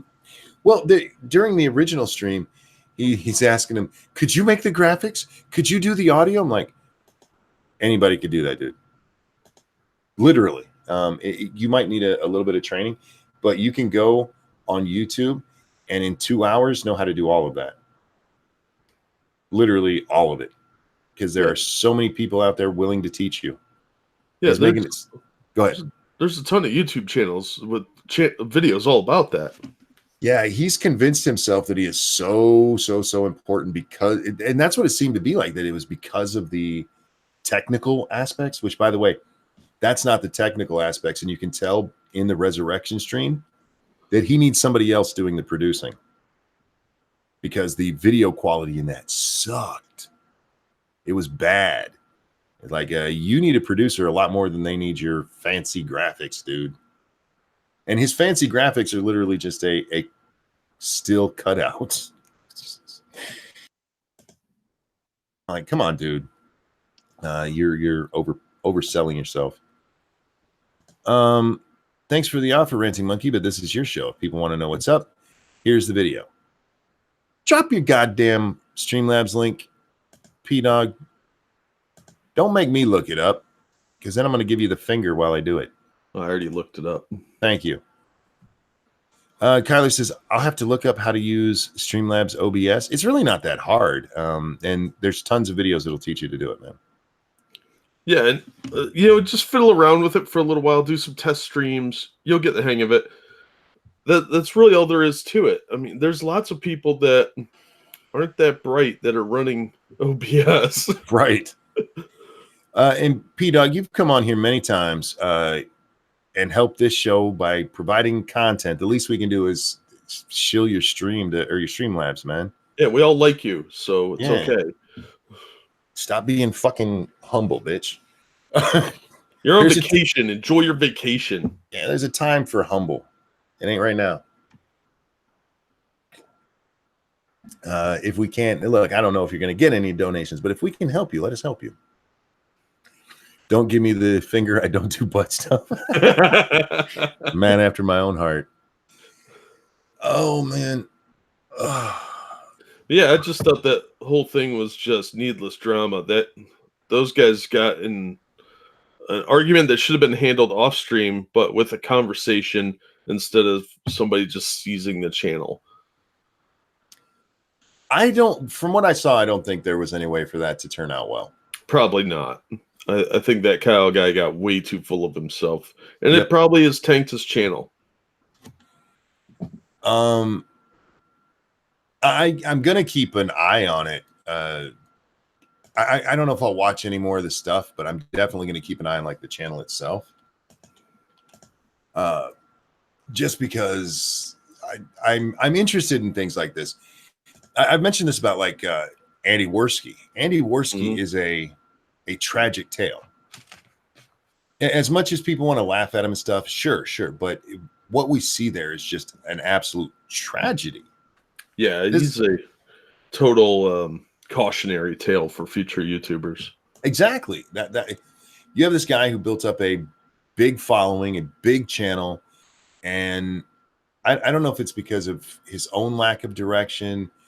I mean, we hear a lot about, other people whispering in his ear and stuff, so maybe that was part of it. We've heard rumors of drug abuse, so maybe that's true. I honestly don't know if he's ever used drugs or not. I don't. But it just all got pissed away repeatedly. I mean, that was he had the JF blow up. Excuse me. The JF blow up where it looked like, okay, this is it for him. But then the whole Tonka thing happened and he rises from the ashes, right? And then just fucks it all away again. It's like, Jesus, man. It's a great tale of what not to do. Like you said, cautionary tale. Yeah. And looking at this, it's the same. It's like, wow. Wait, wasn't this channel over 30,000 last night? Yeah, they've been losing subs quite a bit. Check out their Social Blade. Yeah, that's where I was about to head. Yeah, I think they lost about 2,000 in the last 3 days. I don't know how to spell non-sequitur. I'll just do a search with part I can spell.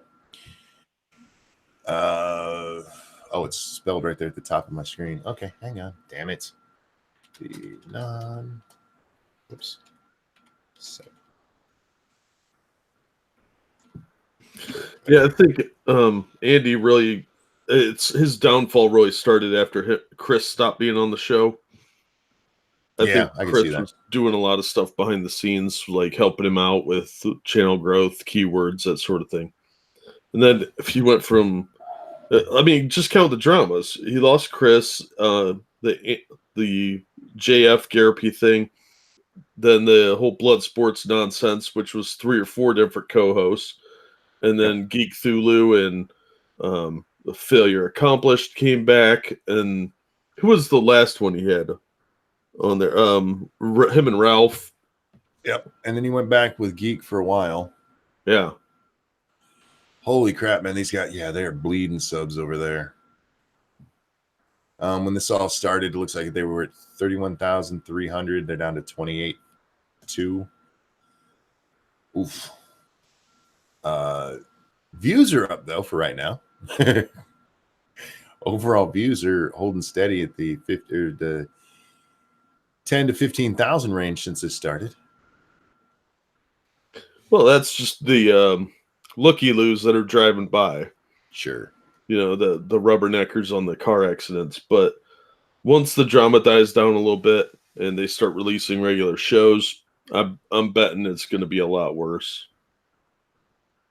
Oh, yeah, Tim Blake. He was working with Tim Blake for like a hot minute. Oh, yeah, he did for just thank you, P-Dog. A day? It was like 2 shows or something like that? Yeah. They had a stream earlier. Fuck. It's at 25% is the ratio. Damn. Wow. Anyway, I wish him luck with figuring that all out, but that's the kind of shit that I see it and I'm like, man, I get it. I do, because it's not necessarily I don't want to say it's nobody's fault. It's not necessarily something you can prevent from happening, especially if you're working with other people. But to see it happen like that's fucked up, especially when you see a channel like that, man. Having that many views on streams is amazing. Yeah. Steve has gained a bunch of patrons out of this. Cool. Good for him. Yeah, I don't know the guy, but he's a decent speaker, so he shouldn't have a problem.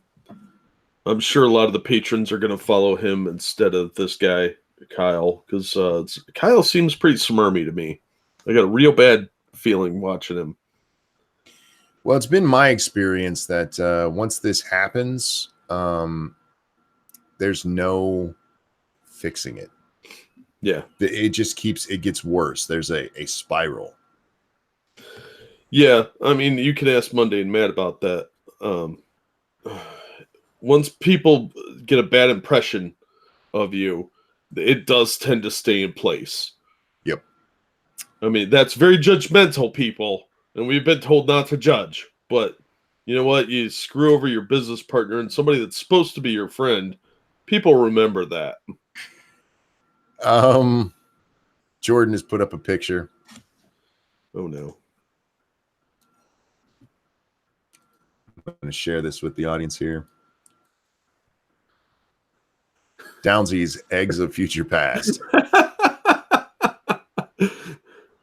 I feel like Jack's head should have been where STA's is. Nope. It's okay that way. Nope, it's perfect the way it is, because me, Polly, and Dax are rised above things. Oh man. I'm the old Professor X there, ain't I? Am I the young one? I can't tell. I don't know. Probably not, because you got sent back in time. Okay. So you're probably young Professor X, but you're still a cripple either way, so. Look. I'm just looking for my silver lining. Just make sure it's not man fluid. Hearst Gravegear put out made a little clip of the remember when you're touching yourself, don't think of your mom. With the more you know after it. That deserves a retweet. P-Dog mentioned that Tonka streams aren't doing well either. Is he still doing streams? Oh yeah. You know, I check in. Is he dating that redhead chick still? As far as I know, him and Vamp are together. Virgil says, "Happy Father's Day. Hope you enjoyed the shout out of shit. I'm guessing out of yours, buddy. I did. Thank you so much. I hope yours was good too. Is Monkey the old Professor X or the new? These timelines are so confusing. I just like that Drunkle's the other cripple. Yeah. That makes me happy. Oh man. Remember when your dad touches himself, he's probably thinking of your mom. He's probably not. He's probably thinking of your mom's sister. Morning, Pat. Hey, Pat, how you doing, my friend? Oh man. I have a weird pain in my chest. That's not good. No, it feels like the bone, not like my heart or anything. Oh, where's it at on your chest? Right next to where the rib connects to the sternum. About 1.5 inches up and over on the right side from my diaphragm. I've gotten very good at describing where my pains are. Yeah, you have to. I've been there. Yeah, you should talk to your doctor about that. It might be your gallbladder. Because you might have gallstones. It's also, I mean, that's very close to where I got the original pain, but I also had pneumonia one time that was right there. Oh, and yeah. This is a pneumonia that they misdiagnosed 3 times. I went to the emergency room 3 times. And the first time they told me it was diabetic related indigestion. That sounds like bullshit. Like, you no. think? How about we try door number 2, Doc? And it's like, look, I can't breathe. There's a pain when I try to breathe. So I went to a different hospital the next day because after that I just went home and went to sleep. I went to the hospital and they're like, "We're not sure. We'll take some X-rays and stuff. But check back with your family doctor." I'm like, all right. And later that night, man, I was just dying. So I went back in. Oh, it's just bronchitis, and they wrote me a prescription. And but this was too late to go get the prescription. But I wake up the next morning and I'm sitting here trying to get up the energy to go get my prescription, and my phone rings. It's my doctor's office. I'm like, hi. He said, hi, Frank, we're just calling to check and see how that pneumonia is working, or how that pneumonia is doing. I'm like, what pneumonia? I said, you have pneumonia. Like, nobody told me that. They just kept sending me home. And the second one, they didn't even say anything. They're saying you check in with your doctor later. So yeah, it was bronchitis and indigestion. Like, you guys are assholes. Wow. I'm asthmatic, and they sent me home from the ER 3 times with pneumonia. That's. Do you get the vaccination for pneumonia now? No, Probably should start. I just don't go in public.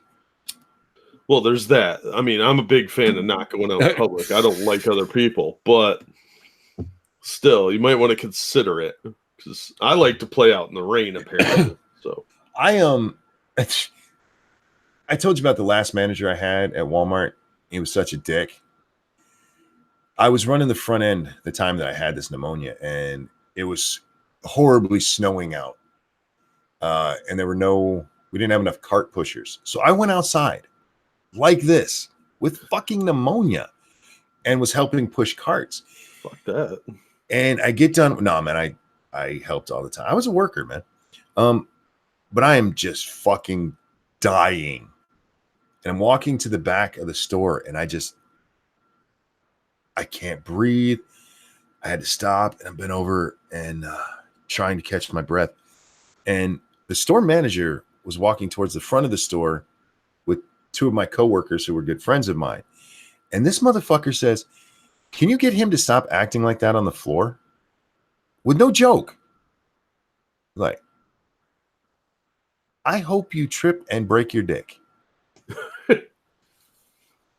I had pneumonia once. I was a stubborn jerk about it and spent a couple days in the hospital. The first time I had it, I didn't even know what it was. And I spent 5 days in the hospital. And actually, by the time I went in, the doctor told me, he goes, it's actually healing already. He goes, but you have asthma, so we want to keep you here and make sure everything's okay. I was actually getting over it. So that time, man, it was horrible, man. They went to give me an IV, and I can't remember the exact. I want to say it was 13 times they blew veins before they finally got it in. Oh, that sucks. Yeah, and the last time they go to put it in, I look at Lady Monkey. I started crying because it hurt so bad. I mean, I was like I was horribly dehydrated, have pneumonia, and they've blown every vein in my left arm that they could get to, and most of the ones in my right vein. They finally got it in my the inside of your elbow. Yeah, that's where they finally got it in. I said, please don't let them do anymore. And the nurse, and this older nurse, she comes over, she said, give me that, and she did it. I'm like, thank you. My husband is has a very similar pain, and the doctor said that the connective tissue around the ribs can get inflamed. He can flex his ribs at his sternum, and it will pop, and it gives it. Yeah, that's what I've been trying to do, because that's what it feels like it needs to do. But again, this whole neck thing started with a pain in my fucking chest. Monkey, you're gonna shoot me, but I gave up smokes 4 years ago and never looked back. If you've asthma and pneumonia, I'm assuming he's gonna tell me I shouldn't be smoking. I agree with you. I shouldn't be, and I've tried, man, and I think about it often. I really do. And then I wake up the next day, and it's like, I need a cigarette. My doctor, you know what? Let's talk about doctors saying stupid shit. I have a spinal cord injury. We have no way to fix that, right?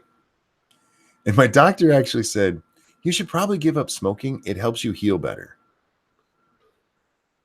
Like, well, out of context, that's not wrong. It's not. But in this context, it's absolutely fucking retarded.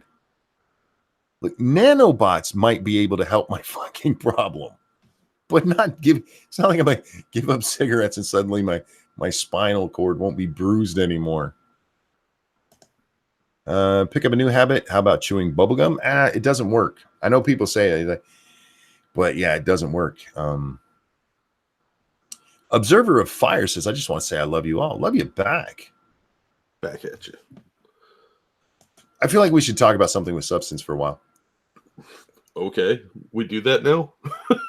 Sometimes. I don't know if anything of substance. I haven't watched the news or anything in a couple of days. Yeah, I've the only been thing super busy lately. I've seen a couple of things come across my timeline that I don't, give much of a fuck about.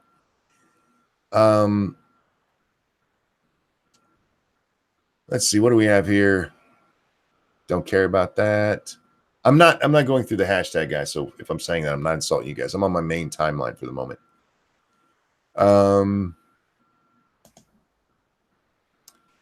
Yeah, I'm not seeing anything that I care about. All right, let's check the New York Post, and if that doesn't work, we'll go over to the hashtag.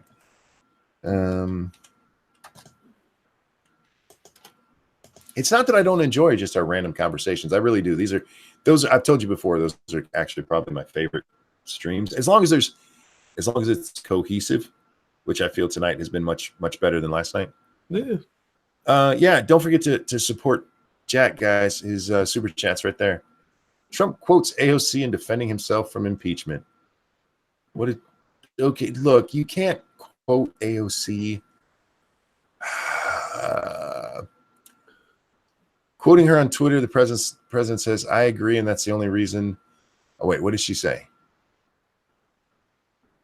The congresswoman was speaking on ABC this week when she claimed that Democrats face a, quote, real risk of losing the presidency to Donald Trump.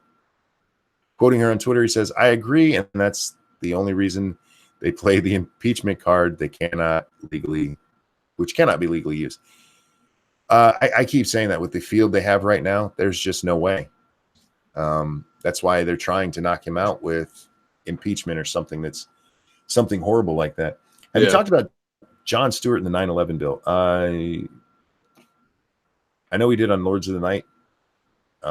We haven't since. There's not a lot to say. I mean, I don't like Jon Stewart, but he was not wrong. Did you see his testimony, that his opening statement? Holy fuck. I don't like much of his politics. I don't hate him as a man. Like I still find him very funny a lot. But that was some powerful shit he did there. Jack, your Streamlabs only lets me use PayPal. Why? That's because if I allow you to use credit cards, my docs information is in there, and enough of my information is already out there. Same with mine, guys. That's why mine is set up for PayPal only. I wish I could do it the other way, but for some reason, some credit cards, it's not even to everybody. Half the people won't see it. The other half, get your name and the city you live in, which is fucking stupid. Oh, I tried it out with a buddy of mine, with him sending me $5 through his credit card, and he got my address. Oh, wow. Shit. So I was like, I don't know about that. Virgil says Jon Stewart fucking murdered it. He really did. And what he was up there talking about, guys, for those of you who don't know, he was talking about the fund for first responders, because they're running out of money for that fund. And there's a lot of these guys who have a lot of health problems from what they did that day. And when you're breathing in that much just crushed rock, it's going to fuck you up. And that's not to mention whatever else they were breathing from that fucking building going down. And he's like, you guys can't even be bothered to show up. And he was right. Like the full front of it was empty. But that's because there was no good photo op there, man. Yeah. And even worse, they're voting on giving themselves a pay raise. Yeah. Like, you know what? Maybe a couple of those firemen are assholes or something. I don't know. But they went and did their job. And Yep. that was putting themselves in danger for other people. And if they get some health consequences from that, yeah, we should take care of them. I got no problem with that. Yeah, and we're not talking about a case where it did happen in New York. So I've heard some people, well, let New York take it. No, no, no, no, no. This was America being attacked. It happened in New York, but this wasn't like there was a fire in New York kind of thing. This was terrorists knocked down a couple of our fucking buildings, and these guys went in there to try to find anybody alive they could.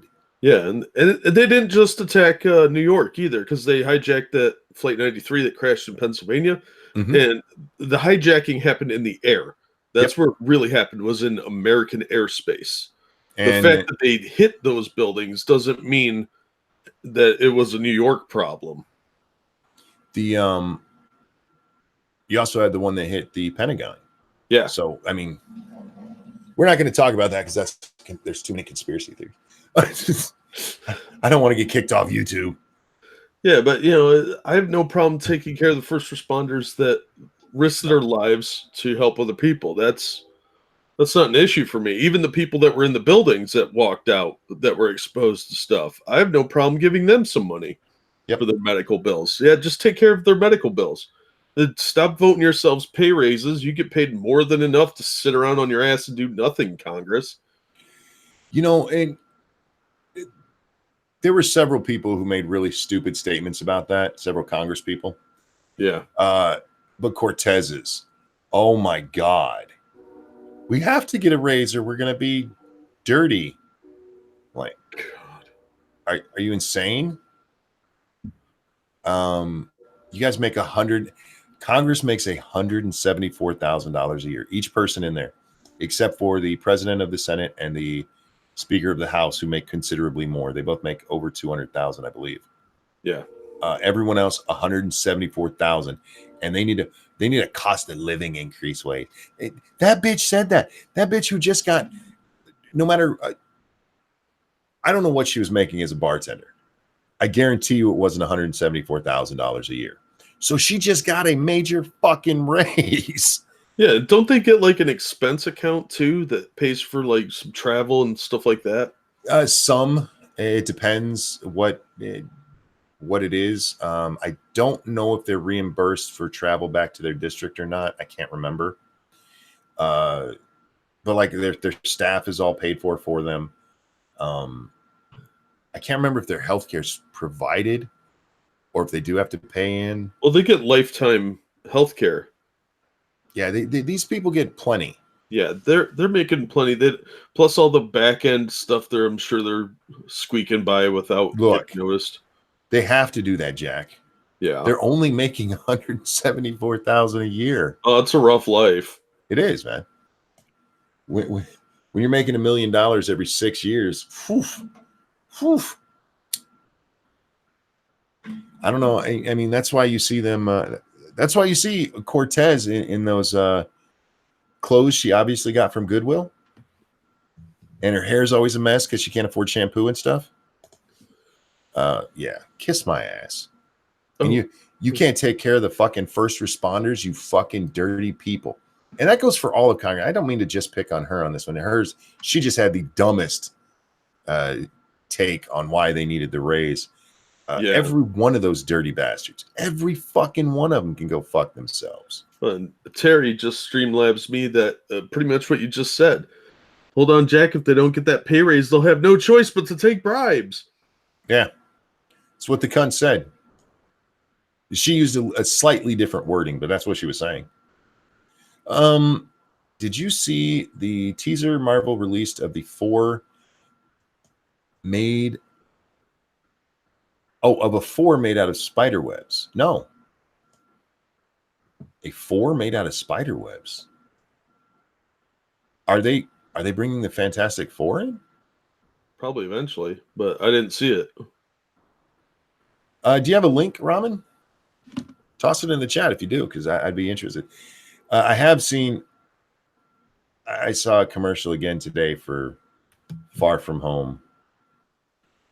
That movie makes me hate myself because I know I'm going to go watch it, and I'm going to hate it. Yeah. Ginger, thank you. No, she's smirt. Yeah, she's smirt. All right. Smirt, smirt, smirt. Smirt.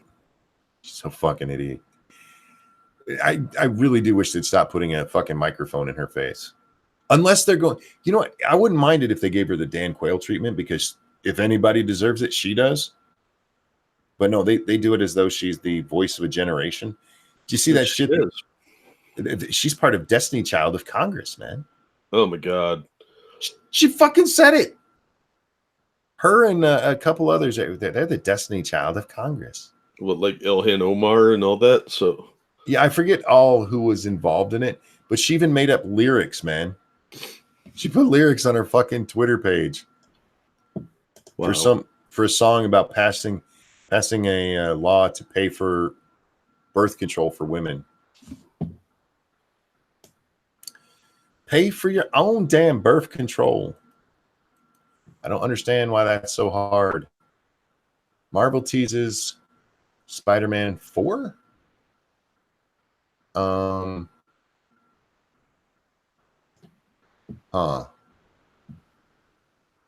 What do you think, Jack? Do you see that picture?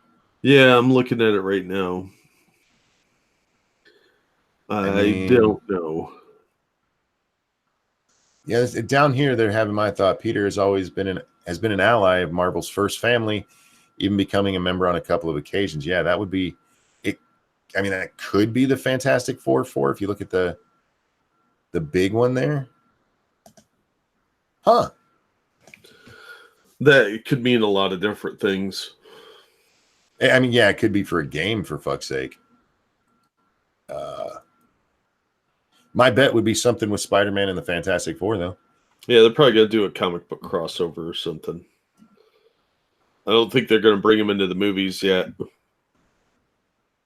So, yeah. I think they should, though. They deserve a better treatment than they've gotten in both of the other ones. I'm not somebody who hated the first two movies. I actually kind of enjoyed them. But it was another one of those things like, it's not really a Fantastic Four. And then that third one. Oh my God. that reboot. The reboot with Black Johnny. Yeah. And White Sue. That was so painful to watch. I thought Jessica Alba did a good job as Sue Storm. Plus, she's so hot. Yeah. And the remake Fan Four Stick. Yeah. That was just horrible. I didn't. There were a lot of people who's like, can't have a Black Johnny. I didn't have a problem with Black Johnny. I had a problem with Johnny and Sue being different colors. You could have made them Chinese for all I care, as long as they're both the same. They're brother and sister. Well, no. Well, that's my stepbrother. Shut up. Yeah, it didn't make good sense, and the acting was terrible. The script was atrocious. I didn't like the Silver Surfer movie they did either. See, as somebody who's not at all familiar with the Silver Surfer, I know what he looks like. Yeah. But I know nothing of the story. So to me, it was fine. It wasn't that bad, but it had elements that were good, but the fact that the U.S. military was like absconding him, they were trying to do a redaction storyline. Mm-hmm. It was really lame because they were able to hurt him, and that's not going to happen. He's got the power cosmic. The biggest problem I had with those was Reed. They turned Reed into a sniveling little bitch. Well, all men are sniveling little bitches next to strong, independent women. Thank you, Nico. Kamala Harris and Chuck Schumer made Father's Day about illegal immigration. Oh, for fuck's sake. Of course they did. Of course they did. I'm glad I missed that on my timeline.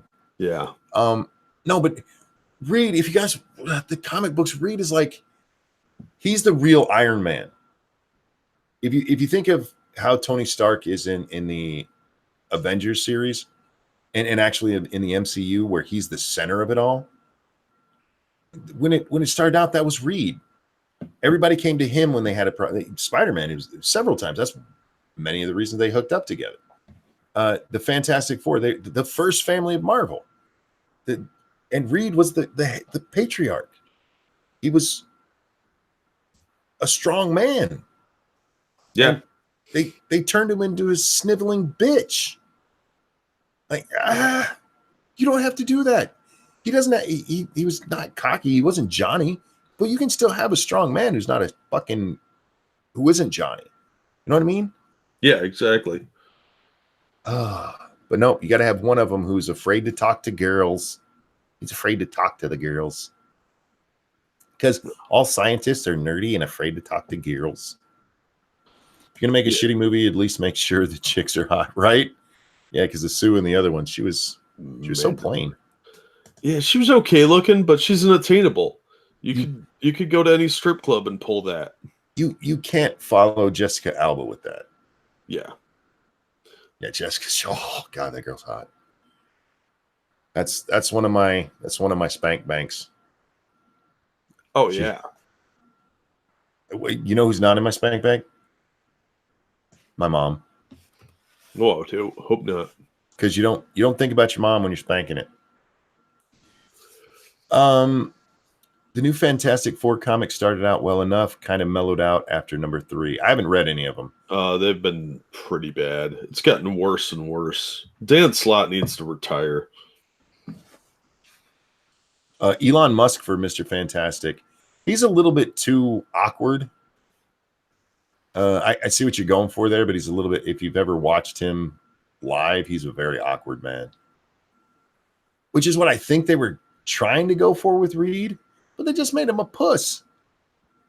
And look, I'll be honest with you, I'm a pretty confident man, and if I was about to hit on Jessica Alba, I'd probably be a little nervous.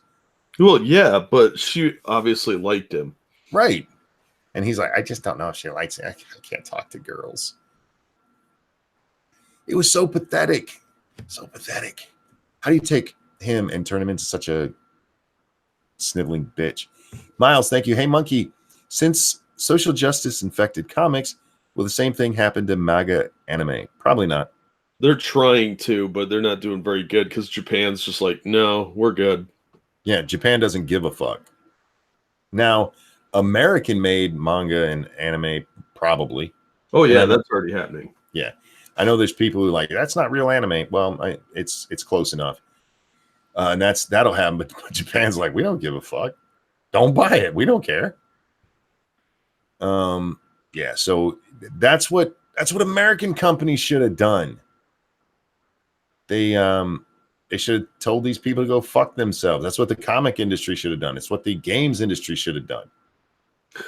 Yeah, but instead that people have gotten to the point where capitulation seems easy, and then it's too late. Once they're in, that infection just spreads. You've heard me say this many times. Women have ruined the world. And before you get mad, women, let me finish that thought. But it's men's fault. And it's not all women. It's a bunch of stupid ones. If you watched what happened with Gamergate, the story comes out that there's some questionable goings on in gaming journalism where maybe, and I'm saying all of this as the maybes because there's still people who claim it didn't actually happen. So I'm giving the most generous reading possible. Maybe some people were writing positive reviews for games only because they were fucking somebody involved in the game. That's what it started as.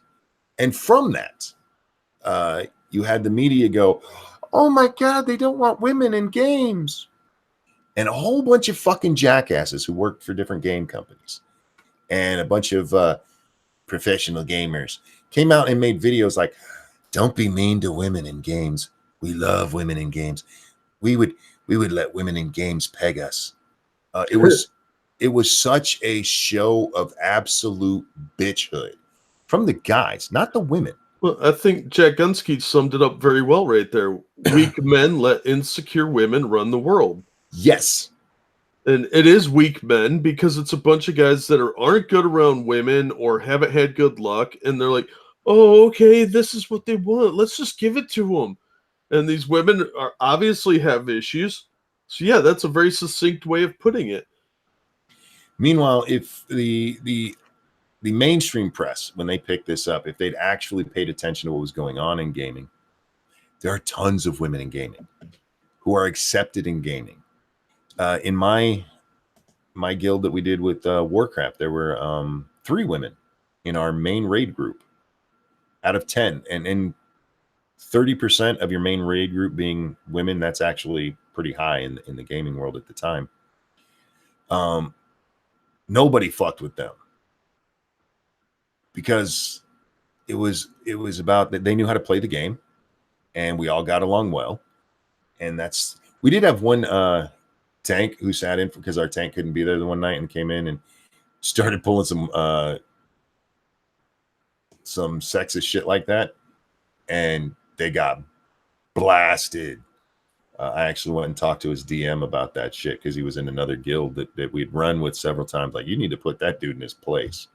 He does not talk to anybody in my group like that. But yeah, I mean, they played this all up, and you had all of these goddamn pussies.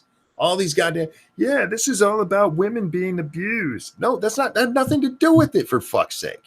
No, they wanted to simplify the message and boil it down to evil men, because that fit their narrative. And that's what they're doing with everything else that these SJWs, in fact. They oversimplify it, take all the nuance out, and make it a talking point. And if you go back to it, a Gamergate again, I mean, we're only talking about like 2 or 3 women that were involved in this scandal. And a couple of journalists who might have been banging them. There's still some question of whether or not there were banging going on during the actual. When I wrote that review, I hadn't banged her yet. Oh, bullshit. First of all, that's crap. He probably already banged her. But if you have any kind of relationship with someone, you need to either disclose that right up front or do the right thing and pass that on to someone else. Yep, absolutely. Ethics. And that's what they would have done if it was a guy. But since it was a chick, they're like, I'm going to bang this bitch. And end up banging him. Huh, imagine. But yeah, and then they infect it. And the truth of the matter is, chances are, Zoe Quinn, that cunt. Did you ever see her video game? What was it? Depression Quest? Was that the name of it? I think so. It was garbage. Yeah, it looked terrible. It wasn't even a fucking game. This is a woman who was not a gamer at all. She was a game developer only in the sense that she knew how to string together a couple of videos and call it a game if you clicked on a button. It didn't take any hard coding or anything. We're not talking about. I wouldn't even call her a developer. Sorry, guys. That is worse than a 6th grade science project. But she was treated like she was just this massive gaming woman, and men drove her the fuck out. And look what happened to this poor girl. This is how women in gaming are treated. Well, one, she was a cunt to everybody. Yeah. If she'd been even halfway civil, but that's not what it was. This was all about trying to force the SJW narrative into games, and look how it's worked. And the truth of the matter is that it just hurts the actual players, even women, guys, even the women who like video games. They've been screwed by this because they're getting the same shit guys are getting. It's not like women get a better game. Yeah. Did you? Cyberpunk 2077 is getting ready to come out. Hopefully, I'm not going to play it, but I know there's a lot of people who want to. It's getting ready to come out later this year, early next year. They've been hyping this game for like the last 2 years that it's about to come out, but it's like 7 years in the making at this point. Anyway, they've announced that you're going to be able to play as a trans character. I want to repeat that. This is a game that's 7 years in the making. They've been promoting it heavily, especially the last 2 years. And they keep having to push it back and push it back. And they've taken the time to put in some dialogue and a button you can click to say you're trans. Why? Who fucking cares? It's Well, how is that going to affect the game? I don't know. I don't understand why. Like, let's say I fire up what's a good one? Mass Effect, one of my favorite games, Mass Effect, and I choose the female avatar. I don't know why I couldn't pretend that they were born a man. You know what I mean? Yeah. I mean, it's pretend. These aren't real people. And yeah, it's never going to be good enough, though. They're going to bitch about, oh, it wasn't a big enough role or something like that. You give an inch, they'll not take a mile. They'll take a mile and bitch about how bad you are the entire time. I mean, we've seen this in movies with that movie that Johansson was going to do where she was going to play the trans man. Yeah, and it killed the movie when she pulled out. Killed the movie. Now it's not getting made. We see it all across the whole fucking world, man. It's getting worse and worse. Evil One just said, did you see the IGN said the new Call of Duty screen jumped was too realistic and disgusting, and they hope it fails. I didn't see all of that. I've seen there's a whole ton of media right now, game media. This has become the narrative that it's too realistic. This war game is too realistic, man. You're killing people. It's too realistic. We need to go back to Atari 2600 Combat. Yeah. Did you ever play the 2600 boxing game? No. Oh, that doesn't even sound good. It was. It basically looked like Rock'em Sock'em Robots, but from a top angle, a top down. I remember that. Yeah. Yeah. It was this. The fighters. There were it looked like this like a C, but a squared C with two big circles at the end of the C, and the arm would go forward a little bit, and when you push the button, yeah, it was fucking ridiculous. No, they added dialogue lines. Yeah, Zelthor, I get that. That's part of what my problem with them adding this is because they've taken time out of getting the development right. Oh my God. To throw in something that's meaningless. Yeah, it's just going to affect what 1% of the population. What's not even that for trans? What are they going to do? What is going to be the dialogue change? They're going to meet somebody and they go, "Didn't you used to be a man?" I mean, what exactly is trans dialogue? What? I don't know. That sounds really sexist for one. And if this was also pointed out because there was I had a little bit of a discussion with this with Minding Freedom, who's now Badgerman. Yeah. Over on Twitter, and it was Chaos. No, was it Chaos? Chaos is the one who brought up the fact that this makes it seem like trans itself is an identity, and it's not. Trans is going from one to the other. Yeah, it's transitioning. Because there's only two. Right.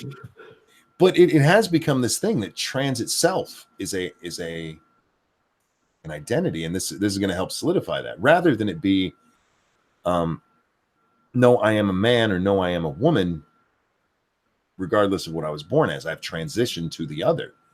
No.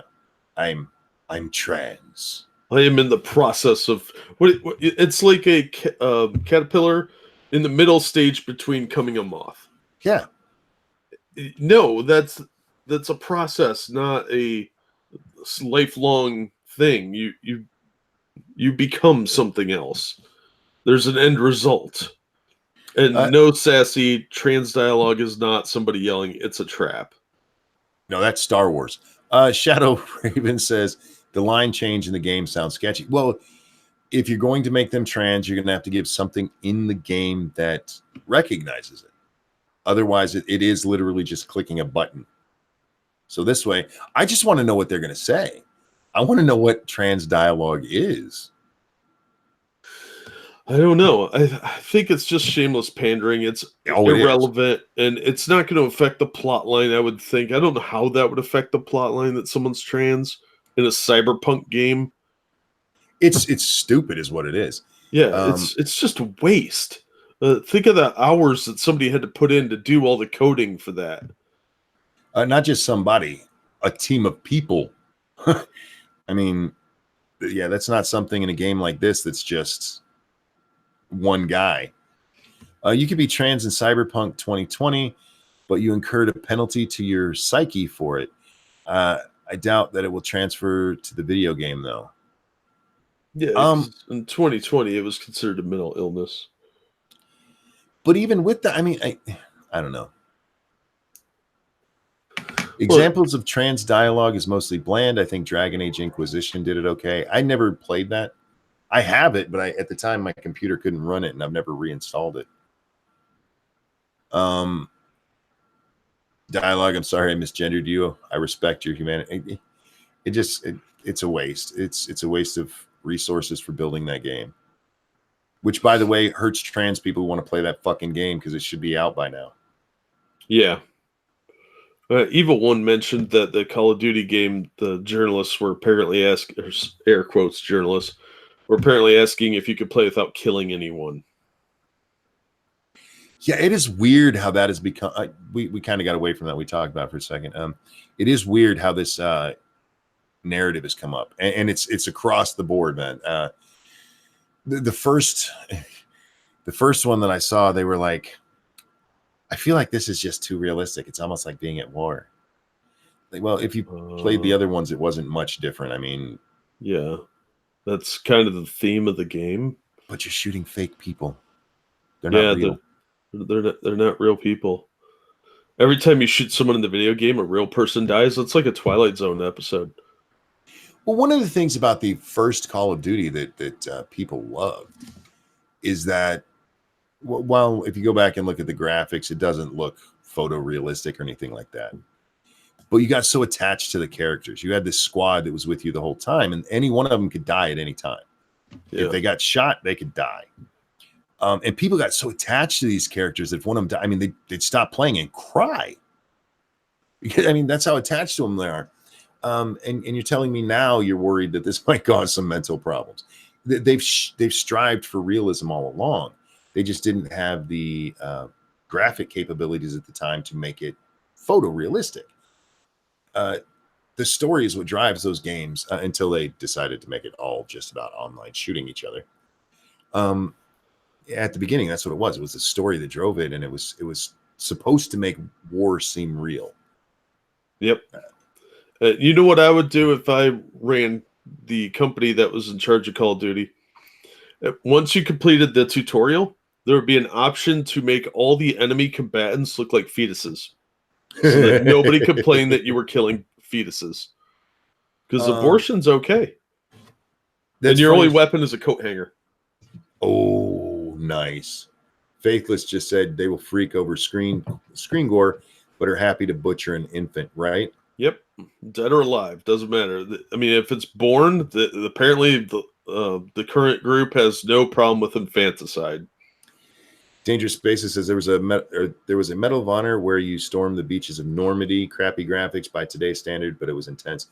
The original Medal of Honor was fucking amazing. Yeah, I love that game, and the sequel was good too, I thought.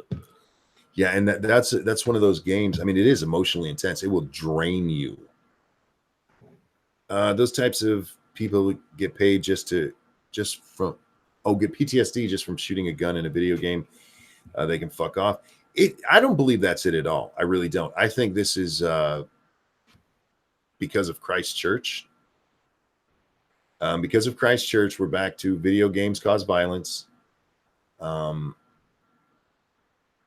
PewDiePie, who's a gamer, don't you know, was mentioned by that guy.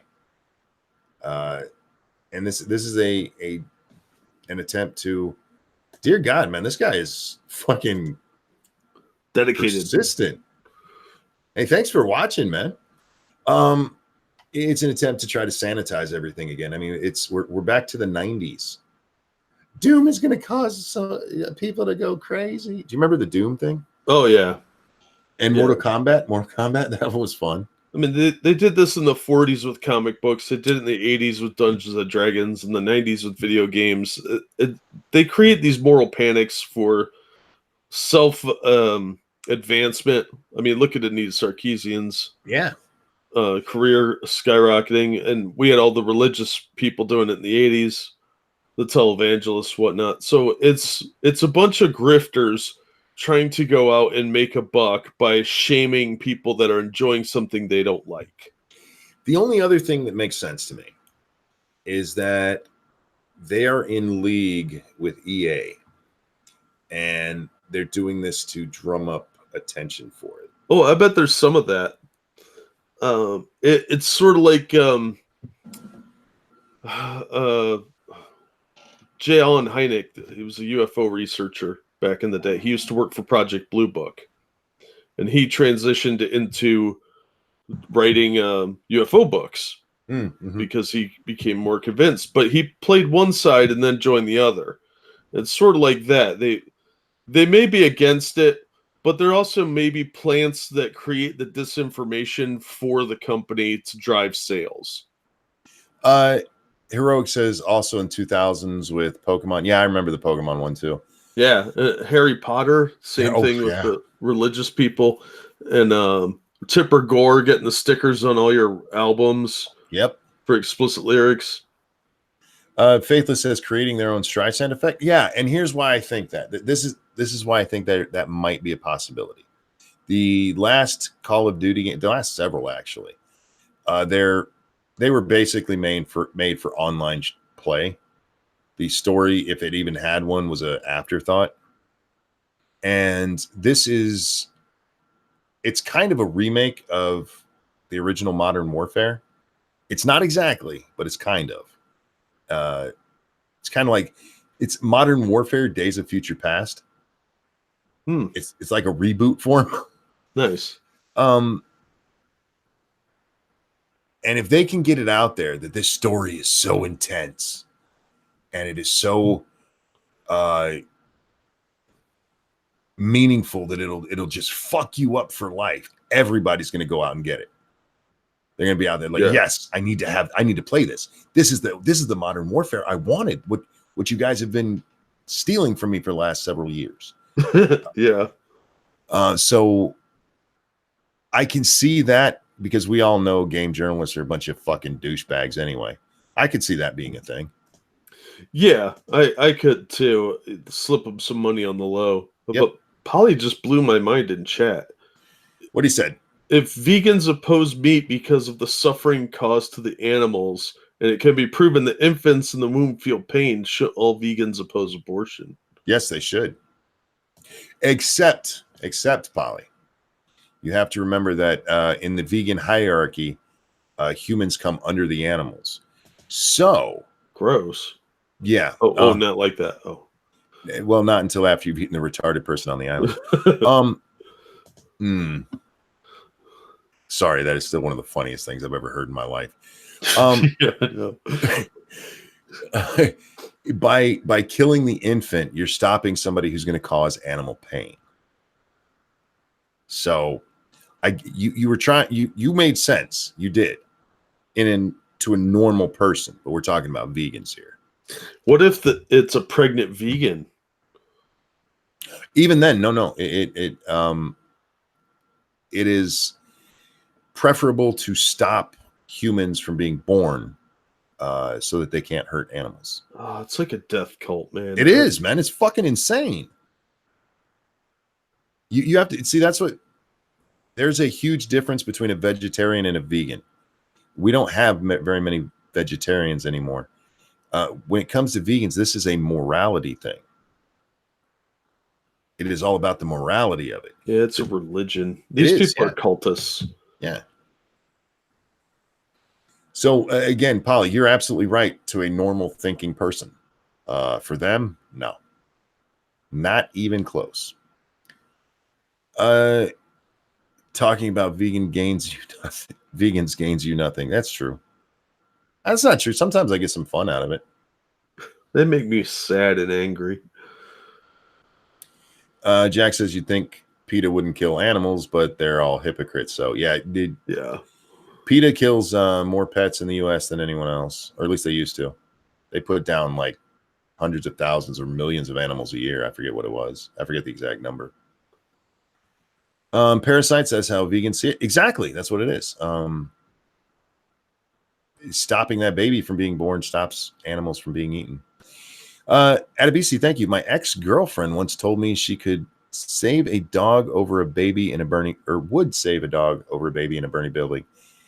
Yeah, because they're weird. There is something wrong with vegans. Yeah, I've never met one that was like, normal. The closest one seems to be Barbara for you to see. They put, see, I don't, she's not a vegan. The I vegan, thought she was a vegan. well, using the what she eats, she's a vegan. She's not part of the church of veganism. Oh, okay. They've become a different thing, man, and that's why I said they're vegetarians. We don't have those anymore because people like, okay, I'm not eating any meat or any meat products, but they don't necessarily go in full hog on the animals are better than people bullshit, because they actually worship animals, man. They put animals ahead of humans. That is contrary to what we should think. If you have a choice to save a human baby or a dog, it should be instantaneous in your mind that baby needs saved. That should be the only thought you have. I'm saving that baby. Sorry, pup. Well, it depends how cool that dog is and how annoying that baby is. Like, is it the baby of people that are really dumb that I hate? Mm. Or and is that dog like a super dog like Lassie? Because I might save the dog. I'm just being honest. Fuck that dog. There's something wrong with people that view pregnancy as parasitism. Did I say it right? Sure. As parasites. I'm going to say it my way because I can. Yeah, I had an argument with some idiot on Twitter not too long ago. Babies are parasites. They actually said babies are parasites. And then like 2 posts later, because I started fucking with them, I brought up, like, you said babies are parasites. And they go, no, I didn't. And I went and quoted the tweet for them. And they're like, that's not what I was talking about. In context, they actually said, in context, that's not what I said. I'm like, it is literally what you said. Yeah. Yeah, there's something wrong with people these days, man. It's we're creating sociopaths. Yeah. And the worst of them are the vegans right now. How you can ever and again, I give Vegan Gains full credit for being intellectually honest when he said this. But how you could ever say you would eat a retard before you would eat a cow is entirely beyond me. You would eat a retarded human before you would eat a cow. What?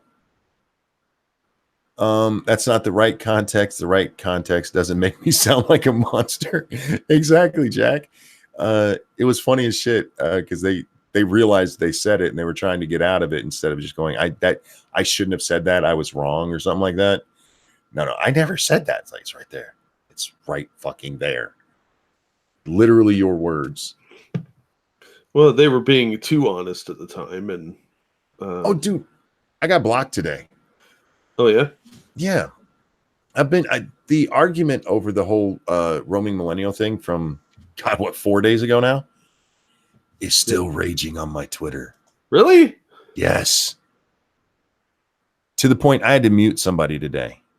I told the chat about it earlier. During this stream, I muted somebody because they just got in the conversation and they've responded to like 50 of the fucking tweets that have happened. Like, nope, I can't listen to you right now. You've blown up my whole fucking timeline. But there's this woman on there. She's the one who's basically all men are bad. Real quick, thank you, Miles Kinslow. Says, hey, Monkey, did you see Mike Cernovich's tweet about his bipolar mother? Also, happy Father's Day. I did not. I don't follow Mike. And thank you. I hope you had a wonderful Father's Day. But anyway, so this is the one. All men are bad. She's the one you need to tweet tweet. You need to treat her like a queen, and then maybe she'll love you. That bitch. Oh yeah. Well, she says she's talking about how horrible men are, and the reason that women initiate most divorces is because men are jerks. And somebody hurt this girl. Yeah. But she goes to say that Ashley Madison, 95% of their users are men. She goes, that's a cheating website. 95%. I'm like, that doesn't sound right. Because we covered this story because when the Ashley Madison thing blew up, I mean, everybody was talking about it. Yeah. For those of you who don't know, Ashley Madison is a website where if you're married, you're supposedly able to go hook up with somebody else who's married. And they had a huge scandal back in 2015 when some hackers broke into their system and told them if they didn't shut it all down, they were going to release all the info, everybody's personal information. And then they released it all. So there's this huge hubbub that pops up. And a writer for Gizmodo, a female writer for Gizmodo, went through all the code. She went through all the code, don't you know? And by her calculation, only 1,495 accounts on Ashley Madison were actually women, which meant 95% of the users on there were men. Actually, 99%, she said at one point. And that was a story for a while. I'm like, that doesn't sound right. And according to Ashley Madison right now, because they're still open, I didn't realize they were still open. According to them right now, more than half of their users are women. And I pointed that out from an article in USA Today. It's not like I found some crazy crackpot site, and I linked that to her. And then I found the article I was looking for, the one I remembered. That lady had to come out and apologize for what she said. She had to correct herself. Because what she actually read was not the number of women. It was the number of bots talking to women. See, what Ashley Madison would do when you would sign up to their service is they would immediately start having bots talk to you. Yeah. If you were a man, because the women didn't have the same problem. There are more, at least at the time, there were a lot more men on there. And so they only had they only had 1,495 instances of bots talking to women. Not only that number of women. That's what you get for trusting Gizmodo, you dumb twat. But anyway, I just pointed those out. I wasn't mean. I didn't say anything. I just like, this is the evidence. And the bitch blocked me for that. Of course she did. I'm like, those are hate facts. I wasn't even mean. Yeah, but she's just convinced that, all men cheat, all men are assholes, and that's why women break. There's actual statistics out there. Women initiate most divorce. They initiate most breakups in relationships, and this is just stuff that's out there. It's not right or wrong. It's just true. Yeah. But it's all because the men's are bad. You men out there, stop being bad. This bitch got cheated on at least once, probably 4 or 5 times. Oh, probably. And she probably has poor choices in men. Of course she does. Because women tend to pick the same kind of guy over and over again. Same way men do. Yep. It's called a cycle. Prospero says that's what you get for being nice. A kick in the nuts. Yeah. This woman, Prospero, I don't know if you saw this thing. She was a character. Yeah, she actually her whole premise is that men just need to kiss women's ass, basically. You kiss men's ass or kiss women's ass, and maybe she will show you some love. Like, yeah, somebody fucked your mom. Somebody was dating you and banged your mom. Hey man, stop being like men, be more like women. I know, right? If only we were more like women. Ugh, God, that's horrifying. Andrew says maybe talking from her own experience. I'm quite convinced that bitch was talking from her own experience. there were only two women that were really being twats about all this stuff, and you could just read it in their tweets. Somebody hurt me. It was just so bad. If Ashley Madison was 95% men, wouldn't that make it Grinder? Yes, actually. Well, if the dudes are talking to each other for hookups, then yeah, probably. Yeah, they actually, according to the second article that the Gizmodo writer wrote, they noticed that the bots, they had to turn them off for gay men because the bots were automatic. So gay men would sign up and suddenly they're getting these messages from women and they complained to Ashley Madison, I'm not trying to find a woman. Vol Potato says, Ashley Madison doesn't need you to be married, though. According to the Gizmodo article, at the time, there was something to do with you couldn't be a married man looking for a single woman.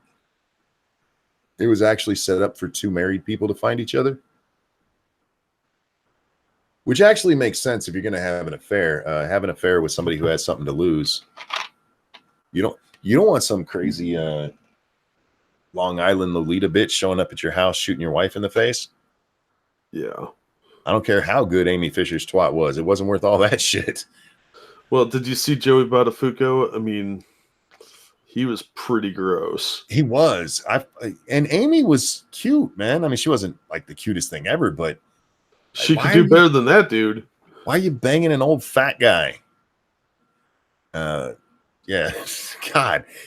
Can you just close your eyes for a minute and picture Amy laying under Joey? You wouldn't even see Amy. Boiled bunny on the stove. Yeah, man. Don't fucks with no single bitches. That was the whole point of Ashley Madison. And I don't agree with the site. I think it's fucking disgusting, but I definitely understand it. Who was it said it? Mutually assured destruction. Yeah, exactly. And both of them have something to lose that way. Which was the whole point. Yeah. 95% of the men on there. Like, show your work. That is the one thing I did say that maybe upset her. Like, do you have a source for this? Because that ain't what the evidence actually shows. I don't need evidence. I'm angry now. I want to read this story because it's disturbing. And I like disturbing stories, Jack. Apparently. Female police officer grooms suicidal teen she talked down from a bridge.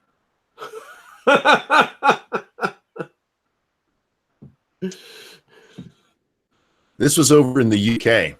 A female police officer has been sacked after grooming a suicidal 19-year-old who she had previously helped talk down from a bridge. PC Jennifer Regan, 38, emailed and texted the vulnerable woman she had met through her work in a manner that was wholly inappropriate, it was said. She also invited the teen, who has a lengthy history of mental health issues, to spend the night at her flat. PC Regan has now been dismissed from her role with Cheshire Police. Cheshire. Sorry, I say that right for Bear just once. Without notice after a panel found her to be guilty of gross misconduct. The response officer first met the teen on January 3rd, 2018, after she'd been detained under a mental health act and taken to a hospital following an overdose. The teen, who suffers from a personality disorder, then absconded from Hollands Park Hospital on January 26th. A member of the police reported the teen was threatening to jump off a bridge, and PC Regan was dispatched to the scene, initially to close off the road. After help talking the teen down, the pair then exchanged email addresses, a misconduct panel heard. Excuse me. Predator lesbian Regan. Nice, Prospero.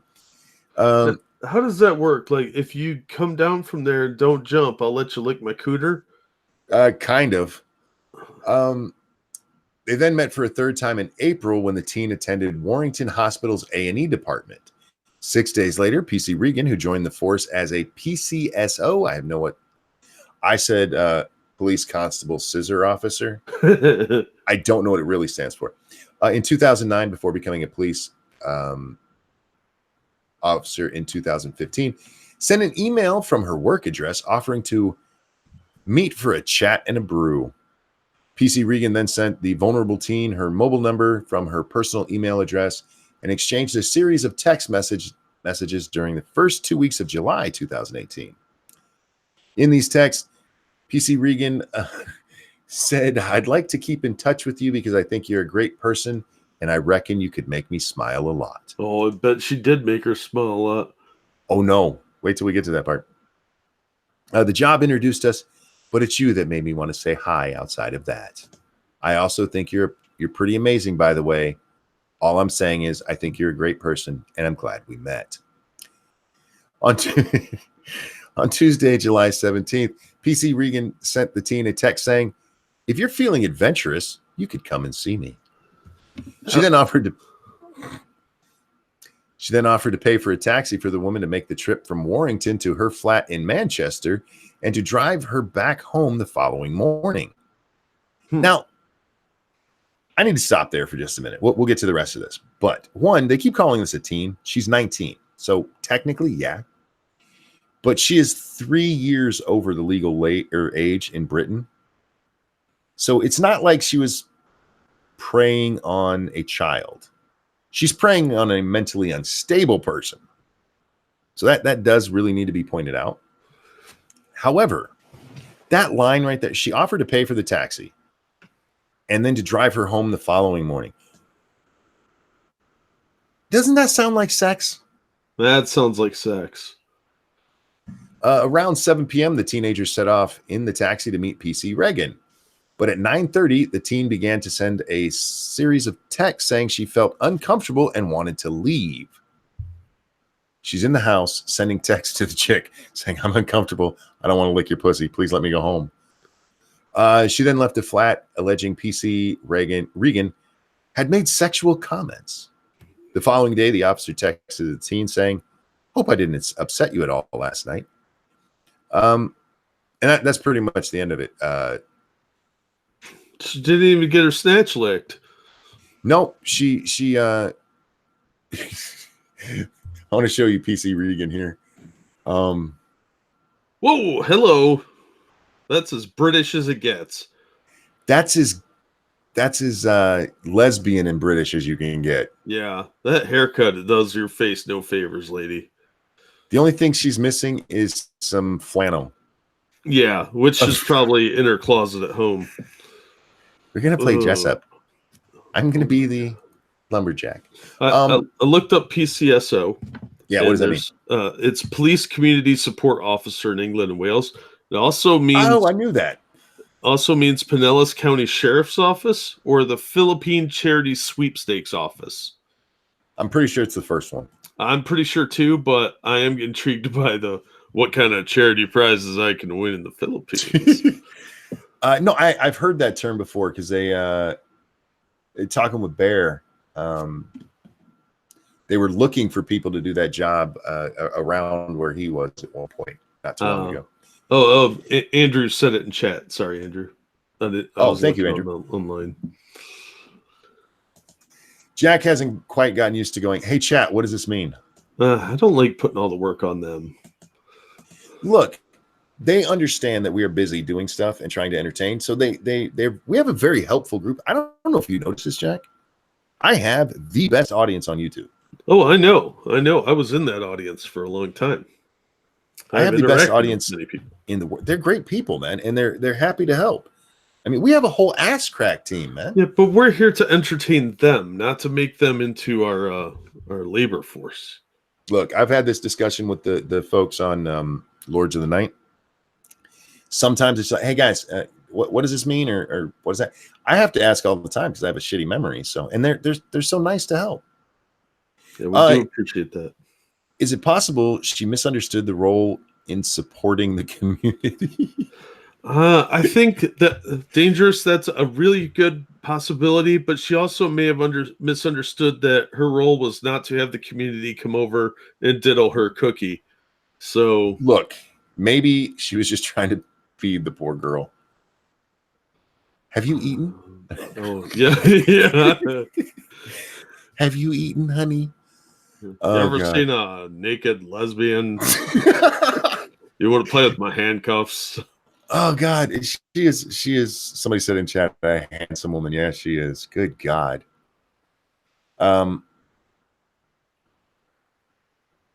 I Yeah, they're going to have to do this for the cops in England. What we're going to have to do for our teachers here. Don't bang your customers. well, here's the part I'm having a. Okay, so all of the problems with this kid, she's 19, were in early 2018. When did she offer to hook him up or hook up? July. So the middle of the this is my problem, that I'm having trouble judging her too harshly, I guess. I mean, I don't really have a problem with her getting fired over it, I guess. But did she actually do anything illegal here? I mean, maybe unethical. It's definitely unethical, and it's a firing offense, but I don't know if it's illegal. It depends. I mean, I don't know what their goofy laws over there are. Well, I wonder how much of this girl's history she actually knew. I mean, she had a bad time. She went and got help. Yeah. Is it wrong to offer your cookie at that point?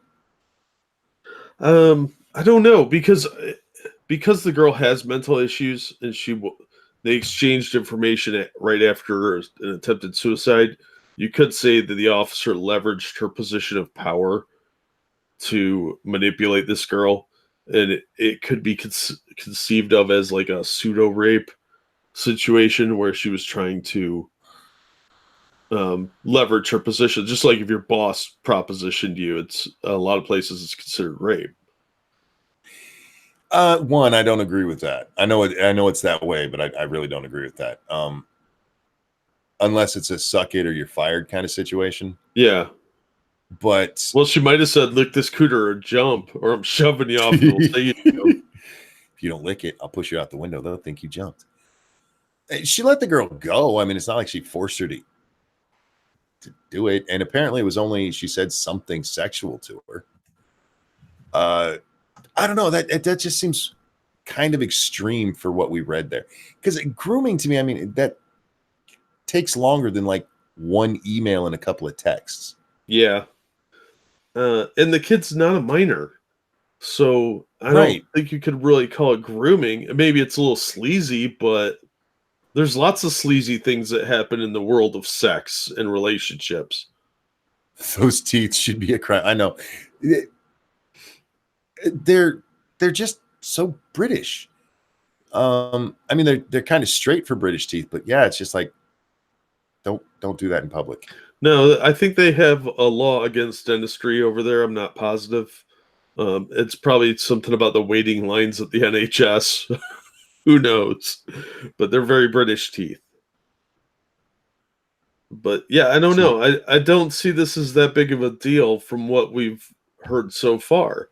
It sounds more like one person wanted some kind of relationship, the other person got a little weirded out and left. It didn't sound like grooming to me, and I've worked with sex offenders and victims of sex offenders working mental health for 5 years. So I wouldn't have a problem with the reprimand. I mean, like, look, this is not appropriate. And if now maybe this was a second offense and we don't know what else is on her record. Yeah. But it just seems a little bit of an overreaction to actually fire her. Why has Cooter come in as a saying? Yeah, Cooter's been around for a long time. Yeah, sorry. That's an old go-to for me. I always used to laugh because it's funny. Cooter has long been a slang for puss. And Dukes of Hazzard actually had a character named Cooter. Yeah. Crazy Cooter. It is a disgusting word, though. Oh, I like Cooter. I think it's a good word. I like using it because when you're talking about an ugly vagina or an ugly woman that has a vagina. Yeah. I like it because it sounds like the kind of shit adults would make up to try to make things sound better than they are, instead of just going, "That's a cunt." Yeah. No, my go-to for nasty vagina is twat, because that is the worst word ever.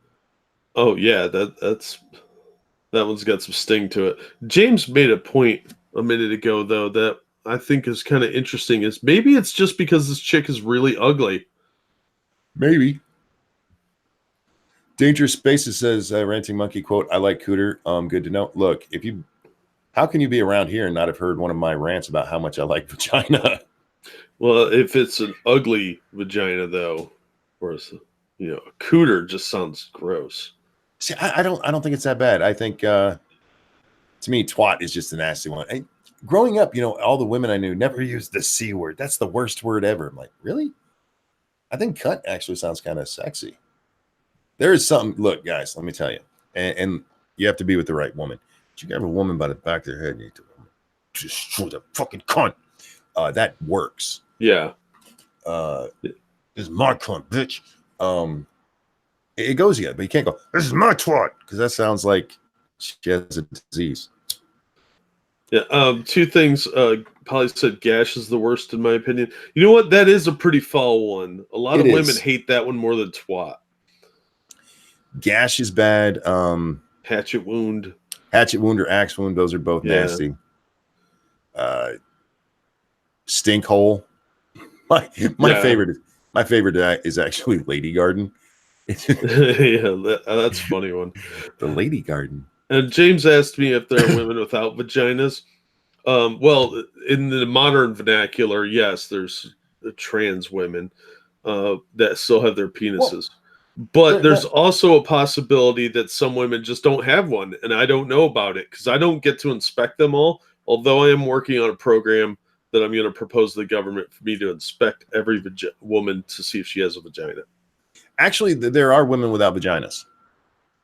There's certain intersex conditions where pussies get all kind of fucked up, guys, and you can go look up the pictures online, and it will scar you for life. The worst one I ever saw, Jack, because I was doing a video on intersex. Oh no. There's a condition, I cannot remember the name of it, and I'm glad I can't. A real quick, Dangerous says, I'm Australian, and the C word is an essential part of our national language. I know. Yeah. Here, women hate it. Monkey, have you seen the trailer for The Boys? I have not. But there's a condition, Jack, where there's no hole. It looks like a vagina, but where the hole should be, it's like flat. What? Yeah. And when you see it, as weird as it sounds, seeing it, it's like, I can't unsee that. It is burned in my memory forever. It's, yeah, that's horrifying. Yeah. There's all kind. Don't look up intersex unless you guys really want to jump down that. But I was doing a video on somebody who, do you know it's a slur now to say hermaphrodite? Yeah, it's a medical condition. That's sort of like a slur of saying amputee or dysentery. Well, it's a slur because you're supposed to say intersex because they put all of these conditions together as one. No, hermaphrodite's a specific type of intersex, though, isn't it? Yes, it is. Just like micropenis, which, by the way, if you've never seen one of those, don't look it up. No, that makes you sad. It looks like the cap on an acorn. Oh. It looks like the cap of an acorn sitting on your balls. I'm like, oh, that is so sad. So sad. Yeah, I'm telling you, man, I went full in doing research on this, and I saw so many things I wish I'd never seen before. But yeah, they've lumped them all together, even though they're specific conditions. But yeah, it's much like they've done with autism now. Everything is autism. Yeah. And it's not. There are very specific conditions that they're throwing under this mantle, and people are not going to get the help they need. Because of course not. Being fucking morons about it. It's a victim status thing. They don't want them to get help. They want them to be perpetual victims. And Arms Killer V2 said mentally retarded is technically a medical definition. So is idiot and moron and stupid. Those were originally medical classifications, but we don't use them that way anymore. They've fallen out of favor in the medical community, but lingered in the secular vernacular, as it were. Well, with like retarded though, that one I have a problem with that because it happened not because there was any good medical reason for it, but because people didn't like their kid being called retarded. Yeah. Well, I mean, it doesn't change the fact that your kid's retarded if you don't call him that. Yeah. So now it's what, cognitively disabled? And soon Yeah. people be like, what are you, cognitively disabled? You can still be an asshole by changing the inflection of your voice. That doesn't. Yep. Just because a word hurts your feelings doesn't make it the word's fault. It's the fault of the person using it as a pejorative. Well, and look, I've said this before. If I call AOC retarded, that's an insult to her. If I call somebody with Down syndrome retarded, it's not an insult. It's just fact. Yeah. It's not being mean to that person. Steve Shives stopped using the word stupid because it's ableist. That's pretty stupid if you ask me. Well, that's Steve. That's Butthole Lips Shives. Yeah. But that poor guy's life, man, that's retarded. Seeing what has happened to him, if you go back and watch his early stuff, Bering did a really great video on that, where you see Steve way back in the day when he was like normal. And then you fast forward to after he met that woman who sucked the life right out of him. And I don't think in a good way, guys. Yeah. You can just tell he's a beaten man. Yeah. He seems like a very unhappy person with his life. And it reflects that in his videos. I want to read this one. Oh, by the way, I am on MITAM. I've been reading articles from the Colleen Bernier sent in that lesbian chick, and this one is from, this is her too. Sorry. We read it the other night, but I love it. This is a case of a writer who finally got, he waited his whole life to write the headline and the first couple of lines of this article. You ready? Jim pulls out before masturbation case reaches court climax.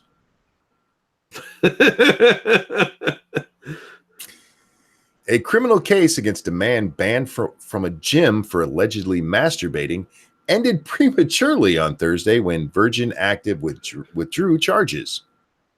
The 18-year-old suspect was due to appear in the Stellenbosch Magistrate Court after the gym laid charges of sexual assault.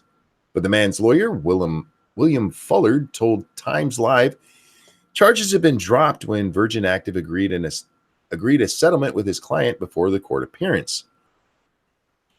The gym laid charges a month ago after saying it had banned the man for life. He was allegedly caught in the act by another gym member who recorded and posted a video on Twitter. Quote, "I want this man's face to go viral." This was at the Virgin Active in Stellenbosch, at Virgin whatever. Absolutely abysmal behavior, the poster captioned the video. The 4-second clip showed the young man dressed in a red t-shirt and red shorts sitting on the floor in the middle of the gym. One of his hands was inside his pants as he held his phone in the other. His phone was seemingly pointed in the direction of an unsuspecting woman doing squats. Yeah, this dude just started masturbating in the middle of a gym. A, gross. B, have some decorum, dude. That's just, I just love the title. Pulls out before masturbation case reaches court climax.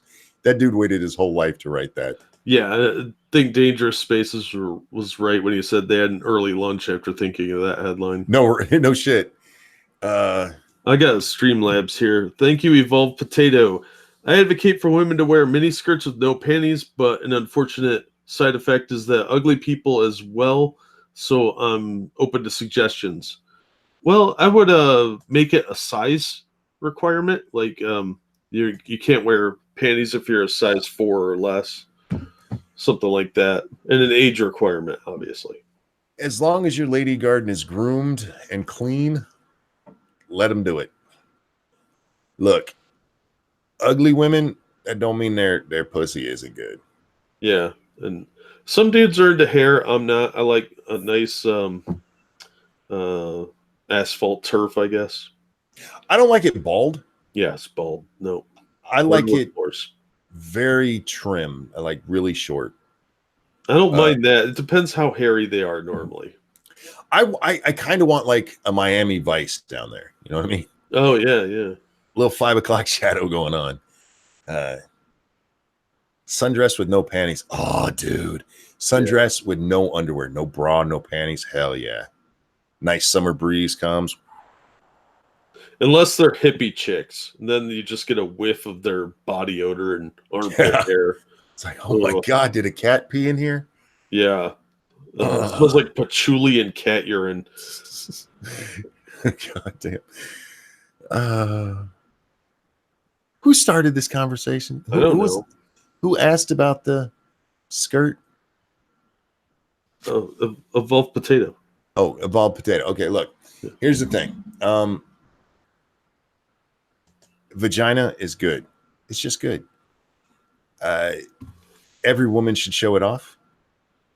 You don't have to look. It's like a comedian you don't like. You don't have to look. You don't have to listen. Keenan says, bald, don't want to choke on any hair. If it's kept really trim, that's not an issue. Prospero says, why am I listening to this? Because you love us and we love you back. And apparently I ruined sundresses for Evil One. Sorry. Look, man, hippies out. Hey, hippies are out there. It's the hippies ruining it. They ruin everything fun. Yeah. Don't worry. You can smell them before you'll ever get close to even notice they're in a sundress. Yeah, and thankfully, like vampires are allergic to holy water, hippies are allergic to just water in general. Yeah. So if you douse them, they melt like the Wicked Witch. I'm pretty sure that's a scientific fact. That's science is what that is. We'll get back to the hashtag here in just a second. I have a problem where if I have notifications on Twitter, I have to look at them. I have to get the little number next to the notification gone. Even if I don't go read the messages, like I need that fucking gone. Because it bothers me. We did talk about the Teen Vogue thing earlier. Did you see that, Jack? They have an article in their latest online edition that sex work is real work. On your back. I don't necessarily disagree with them. This is what I told the audience earlier. I just feel like a article about the virtues of sex work in a magazine for teen girls is a little questionable. A little bit. Wow, Evolved Potato just an hour ago sent some pictures you might like. Wow. Asians? Yep. Oh, and that first picture is just perfect. It cuts off at the right spot. Thank you, Evolved Potato. And thank you for putting the monkey face over the one nipple. I appreciate that. Some of us appreciate that. Well, again, I mean, kids come to this hashtag. I get it. Oh, Foxy put a good one in too.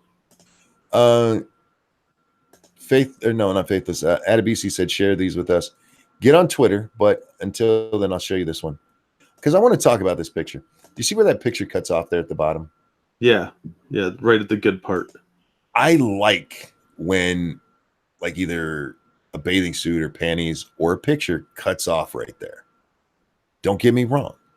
I like looking at vagina. But there's something sexy about almost being able to see it. It's like, oh, I could almost touch it. What is that? What did Asian hippie say about me? Oh, I don't know. I don't know. I'm kind of reading this. Jack, by hot chicks. Do you want uncensored ones sent to you? No, I enjoy that too much, and I don't check my notifications that often, honestly. Adabisi says, I'm a grown man. We don't all have social media accounts. I'm a grown man. I have social media accounts. Some people have these things called jobs that we don't have. And they don't have time for this nonsense. You chumps. Nah, I'm glad they have jobs because I can't get one. I'm crippled. If they didn't have jobs, I wouldn't eat. It cuts off right at dinner. You ain't lying, though. House panel to examine slavery reparations. Yeah, we read that the other night. There's not a whole lot more to say about reparations, man. It's a dumbass idea. It doesn't solve anything. The people who want reparations were never fucking slaves. They've never even met a fucking slave. Nobody in their family that they've ever seen was a fucking slave. You're trying to profit off the work of people that you never even knew. That's fucking disgusting. But even worse are the people who are trying to give you money for that to absolve themselves of guilt that they shouldn't even fucking feel. That's fucking disgusting. Yeah, they're not even giving their own money. No. They're giving other people's money, which is disgusting. And trying to buy votes. Trying to buy votes off this shit. What should be done is like, look, we are way past that. It's time to move on. Knock it off. But woman arrested after she pushed her. No, I can't read that. It's about an animal, and we don't do fucked up animal stories here. Not that kind. Anyhow, just reminded me of the Anime Outbreak Company when the main character teaches a class about his favorite poses for anime girls. What? Anime's so weird. Satsu has a great take on the whole concept of what? Which concept?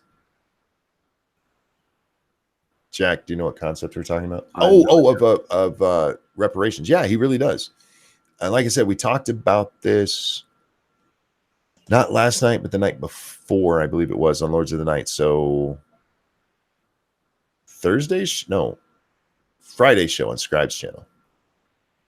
I'm half Italian and I want my reparations to. No, look, man, reparations are only for blacks. So it's funny they won't say that, though.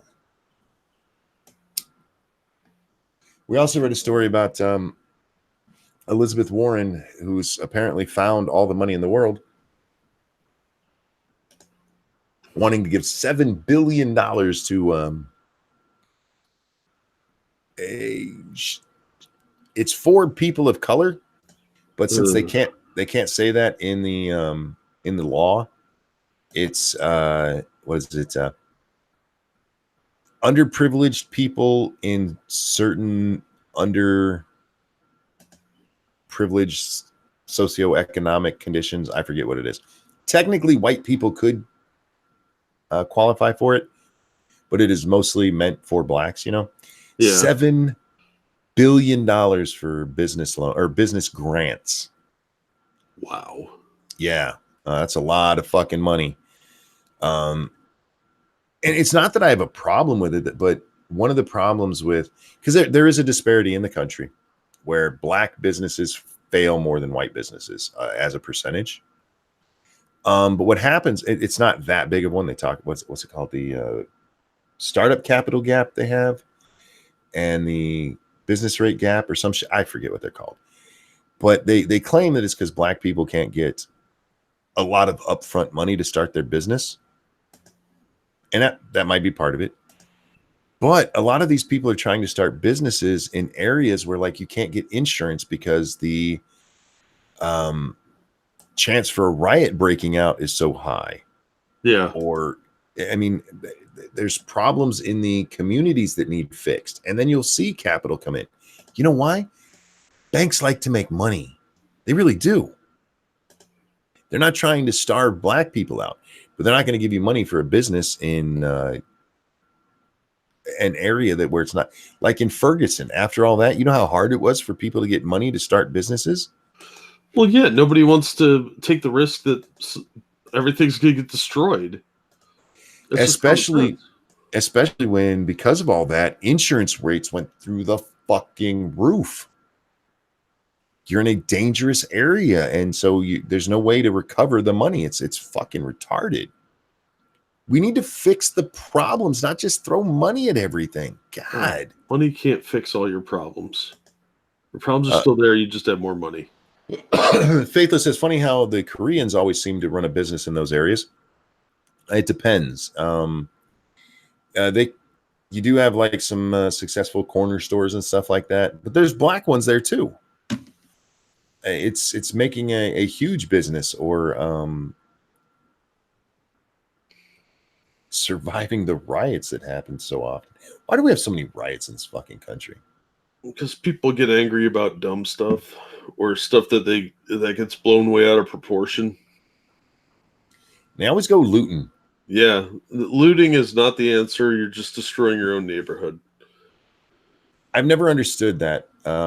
There was that one chick, I forget her name and who she was related to, but it was a black lady, and CNN got in a lot of trouble because they played only part of what she said. Yep, I remember that. Yeah, she said that we don't need to tear down our own neighborhoods, and everybody's like, "Yeah, that's great." And then they play the whole clip, and she's like, "We need to go to white neighborhoods and do it." Yeah, we need our weave. Yeah, we need our weaves. I can't believe she said that. I'm not saying that you should do what she said, but if you're going to be looting, she had the right idea. Don't destroy your own neighborhood. Why would you do that?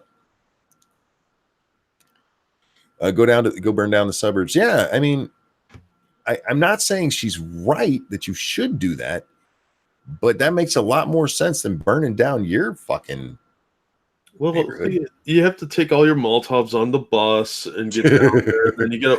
Then when everything's on fire, the buses don't want to come back, so you're going to be walking like 10 miles. That's a whole thing, and you might have to walk through some sketchy neighborhoods where somebody that doesn't like you lives. Adabisi says riots occur everywhere. We're not that special. No, I'm not saying we're special. I wasn't saying that they don't happen anywhere else. We have a lot of them, and I feel like it's a little bit overblown at this point, man. It's almost like a dead meme at this point. Rioters are late, or yeah, they are lazy. The only look, I don't support looting, but there was one guy I saw loot, and when I saw what he had, I was at least like, all right, I can kind of give you a pass for that.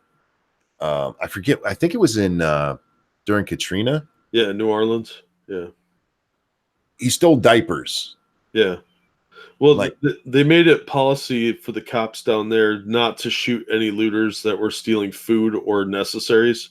Yeah. Like that. So if you're in the middle of a disaster and you're stealing some food or baby diapers or something like that, I get it. But if you're stealing a big screen TV, yeah, I have no problem with the cops blowing you away for that. Right. Prospero says that's not looting, that's scavenging. Yeah, I would agree that. I agree with that. And that's why he's the only one I've ever saw. And I'm sure there were others, like you said, people stealing food and stuff. But he's the only one that I've ever seen where it was like he stole something reasonable. If your city is flooded to where you're walking through it and it's up to the water's up to your thigh, I can understand. Okay, the stores aren't open and we need diapers. What are you going to do? Adabisi, thank you so much. Vaginal agenesis. I think I found it. Thanks. That could be it. Does it look like a pussy with no opening? I don't want to look up to find out. It's disturbing, man. It really, like I said, it's kind of like the eye from the Lords of the Rings. Oh, ew! Why would you put that image in people's heads? You'll just well, I'm a giver. Agenesis. Thank you. You know I can't pronounce shit. How about guns? Can I steal guns during a disaster, Jack? I don't know. That's probably, I'm not sure that's more legal in the South. They're probably cool with it, but I doubt it. I remember during Katrina, they were seizing people's guns. Well, yeah, don't forget that. So I would call guns necessities, but I'm sure that the cops have a different take on that. Prospero says agenesis equals failure to create a vagina. That's probably the one I'm thinking of. But it's weird because it creates everything around it.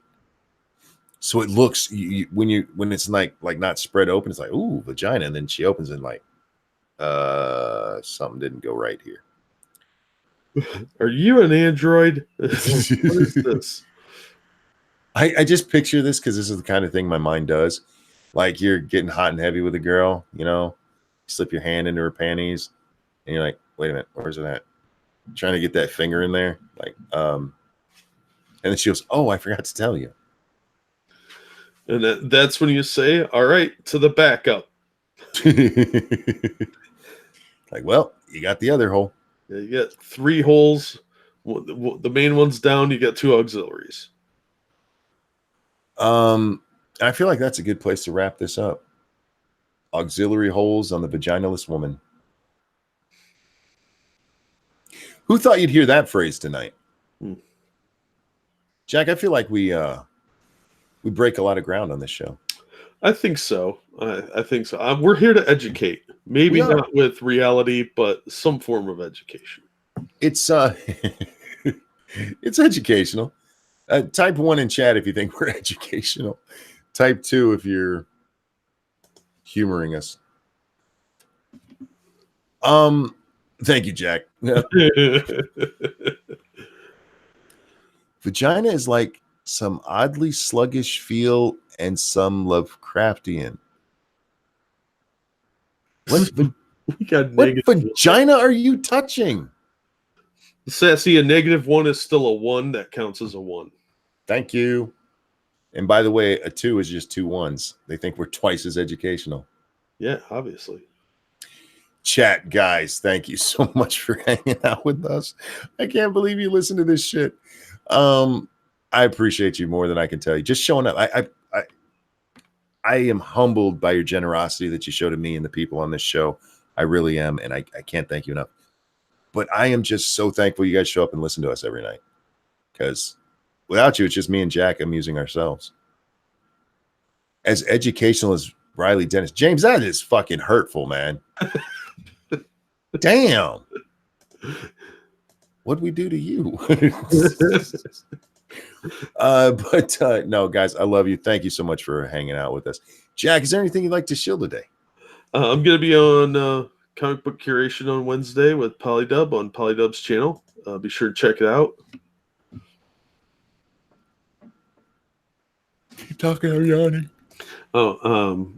Sorry for that. I wasn't prepared to. Oh, no, you don't have to do that. The link is down below, guys. Excellent. As are all of the links for Jack's channels and the way you can support him on Streamlabs. Excuse me. What is today? Monday? Sure. Welcome to the educational part where we don't even know what fucking day it is. We're going to be on Satsu 2 Cents' channel tonight for Lords of the Night at 9 p.m. Eastern Time. Then over on to 2 Cents Plus for some 7 Days to Die where we're looting. Actually, it's what we've been doing the last couple of hours in game. So yeah, come watch us loot. We don't get diapers, but we do get stuff that we need. Mostly, you know what, Polly, we loot a lot of guns. Chat, thank you for coming and hanging out.